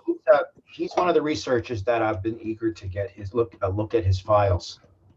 Well, soon you will see some of it. I have to say, Harry was more organized than Malcolm, but well, the good thing about was that he made multiple copies of things, and then just had, I don't know, a folder on Berkeley or maybe Paul Rodamel or whatever, and it was all in one folder. And so I just had to call the PDF Paul Rodamel and just bang 150 odd pages out. But then I'd come into another folder, and then of course particular passages from books that he'd already put, like say in the Rodamel folder, and then all of a sudden you see in someone else, Dallas related, Hunt maybe, H.L. Hunt, and they also had the same pages in there. So he was quite organized in that way, that he sometimes made 3 copies of 4 or 5 pages from a book, but then put them also in those 3 folders. So whatever was related to that particular person, it made duplicates as such. Bart, it's driving me crazy. Those 2 pieces of paper behind your head that seem like they're stuck. Those are my bills. Don't fuck with my bills. Unless you want to pay them, I don't want to know about it. All right? So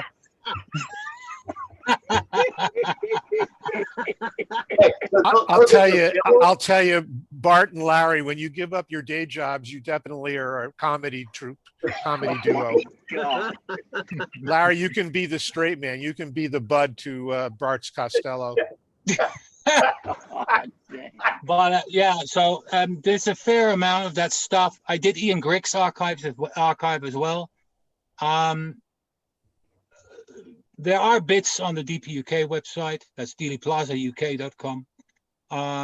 There's some bits on there that you can look at. And the same goes for Malcolm's stuff. Some of Malcolm's stuff is available there. I put it online, that page, I don't know, a year or so ago, and then left it for what it was. And I was still growing the collection, not just by scanning it, but also by creating folders where all the stuff went into. Because I didn't have a clue what it all entailed, basically, that was in that archive. I've only, like, in the last, I don't know, 6-9 months, basically got a feel of how it was organized and how it was put together, etc., and what leads to what and who's who and in what way of communication or correspondence they are with each other as such.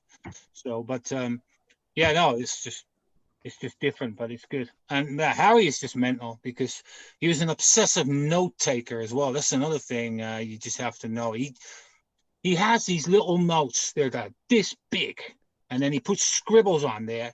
And then before you know it, you open the folder and all these little scraps of paper all fall out. So he was an obsessive note taker. And I also know from Malcolm that he'd get up really early and then started making notes and typing stuff out.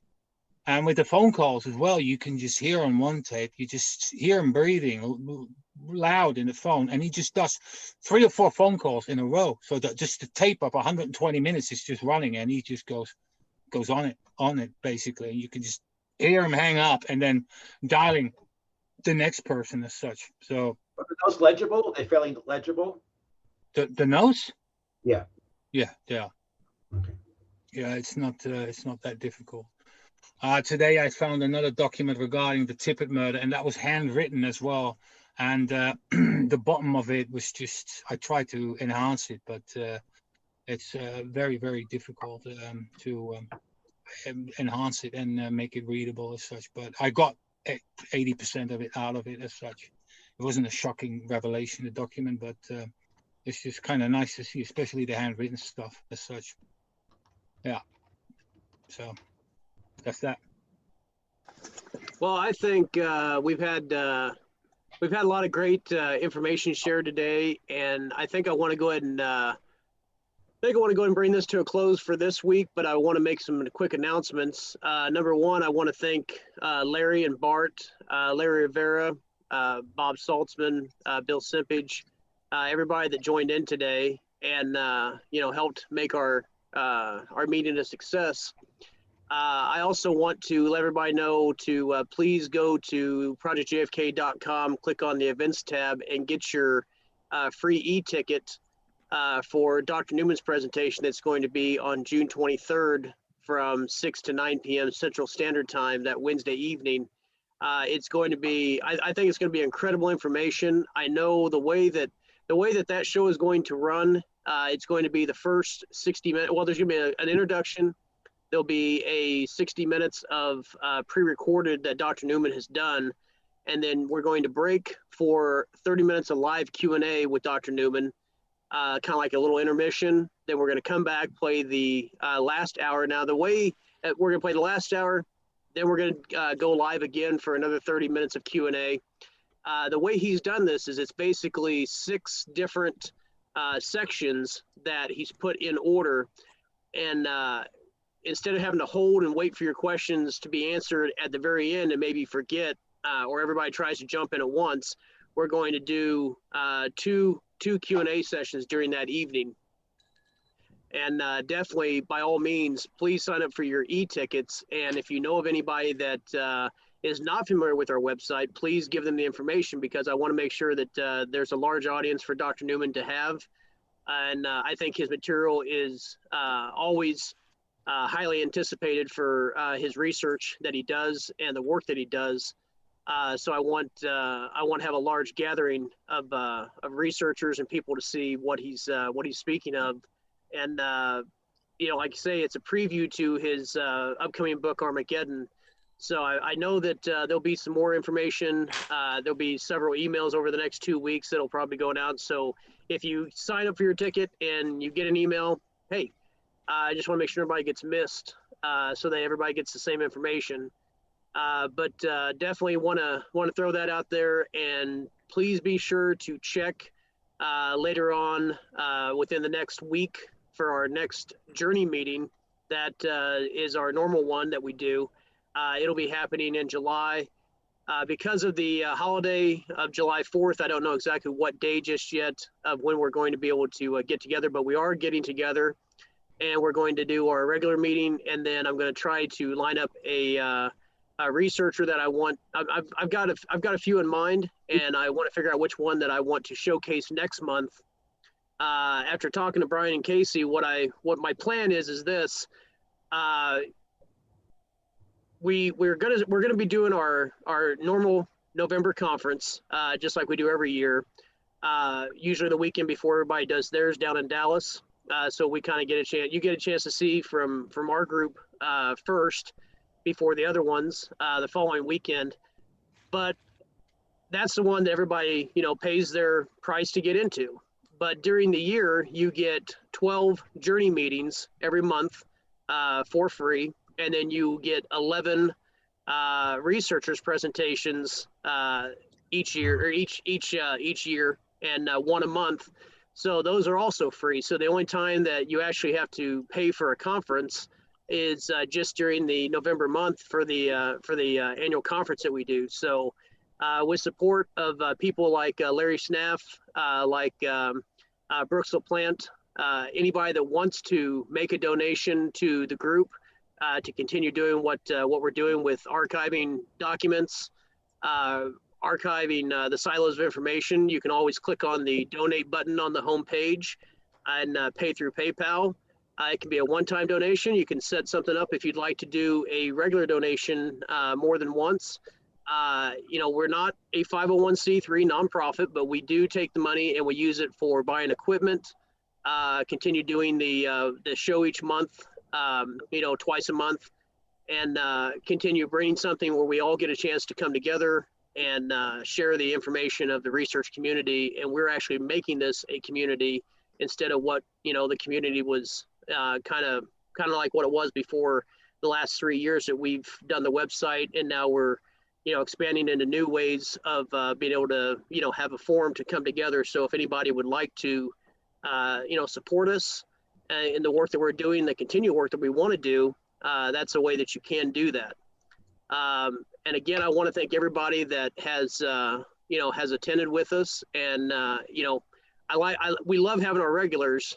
And without you guys and without everybody, we wouldn't have a meeting that we do. And another thing, anybody that I know we have some people that show up and they listen and they participate that way, and that's great. And don't think for one instance that you can't, you know, turn on your microphone or send out a chat to ask a question or to be part of it. Everybody is welcome. There's no stifling of free speech here. We do ask everybody to be polite and courteous with each other. Not always do we have the same ideas, but you know what? We're all in the same path of trying to find out exactly what the hell took place in our history, and on particular on the day of November 22nd, 1963. So with that, if anybody else, you know, wants to say anything in closing, I think we're going to wrap this up, and we'll see everybody again on the 23rd. And then we're going to Thanks, Mark. we're going to do our next meeting in the month of July, and then we'll have our next representative, our next presentation by our next researcher. So with that, if anybody else has anything to say. Can I Sure, just go say ahead, one Bart. thing? If you need a speaker for November on the Malcolm Blunt archive, which I haven't done before, then I'm more than willing to do that if you want me. And there was a second thing, and I've now completely forgotten it. Oh, and can I have a quick word with you, because I need to pick your brain about a couple of things. So if we can do that on a private call or via email, then yeah, whichever way. Yeah, I tell you what I'll do. Once we wrap the meeting up, give me about 30 minutes, and I'll call you through the WhatsApp app, and then we can talk about it, Bart. Okay, all cool. Thank you. Yeah. Say, No could problem. I make a suggestion for a future topic, Sure, go ahead. which is simply I've been seeing widely available interviews with a guy who wrote a book, Kennedy's Avenger. I think he's linked to NBC, and he's a legal advisor to NBC. Kennedy's Avenger, and it's about Jack Ruby. And to me, it's revisionist history saying that Jack Ruby is putting him back into wannabe a mobster category and saying he acted on impulse, and that Oswald's murder was not planned. And I think it would be a good topic for somebody to attack, frankly. He wants to go back to square one with Jack Ruby as if the HSCA never happened. Okay. So you might, I tell you what, like why the don't idea. you send me an email with as much information as you can, and let me see what I can do about putting that together as a future topic at one of our Okay. meetings. It's I'll Dan, do that. Dan Abrams wrote the book. He's a Yeah. legal analyst for Is it out yet? NBC, maybe. and it's NBC. about the Ruby trial. Yeah. Yeah, there's a better book on the Ruby trial. It was written in 1965 by a judge, if anyone wants it. But this is Dan Abrams. You know, he's mainstream media. So Can we not combine this with, say, get Gary Shaw involved as well, and to have him talk about Ruby as well, and just get like 2 or 3 heavy hitters together and then bring Ruby on the board? I think that'd be really good. There'd be a good discussion going on top of that. Yeah. Yeah, that's a good idea. by the way, the lawyer that defended Ruby died this past week. He's here, California. What was his? Tannehill? No, it wasn't Tannehill. Oh, shoot. Yeah. That Larry Ray Harris isn't around anymore. He did a lot of work on Ruby. Yeah. Yeah, one you're of our right. English guys as well, Stuart Galloway. I've sent him all my documentation, and I've sent Gary as well all my documentation, and he came back to me and has said that several documents were new to him as such, so which is always a good thing. This And, is a really good book written in 65. Oh. This is a classic. This was a classic study of courtroom strategies. So it's by Kaplan and Waltz, which are very known at that time. And F. Lee Bailey. Wasn't it F. Lee Bailey that represented him? Yes, F. Lee Yes, Bailey. he died this past week. wow. I don't know that he represented Jack Ruby though. Bailey, What? I'm not sure I'm not sure Bailey represented Jack Ruby. Oh, I'm Was it sorry. Melvin Belli. Melvin Belli, Melvin right. Belli. Yeah. Melvin Belli. Belli. Yeah, like Henry Wade used to say it all the time. Melvin Belli. This shows you what a cluster F this whole trial was. It was, it just was poor strategy in the part of Melvin Belli. Anyway, Well, poor strategy in the sense that, let's say Sirhan had poor strategy. Yes. There may have been as crazy as a fox. Well, Well- let me put it this way. When I was in Bill Eye's office in San Francisco some years ago, he had a picture of him on the wall outside the conference room where I was attending a deposition, and it was a picture of him and Mickey Cohen. Oh, yes. Yeah. Well, if I had been in charge of this trial, I would have taken a whole different approach than, you know, he didn't really examine that whole issue. It's all about claiming he was insane. Basically. Yeah. Yeah. He never had a chance. No, right. Ruby never had a chance. Right, exactly. That's Kaplan some and very good food for thought, guys.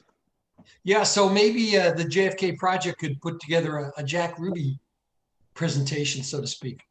Yeah, because it really is Have a couple of important guests. to get Yeah. to refute this. Yeah. Just like what's the CIA guy, Patrick, that had the book out recently? Woolsey?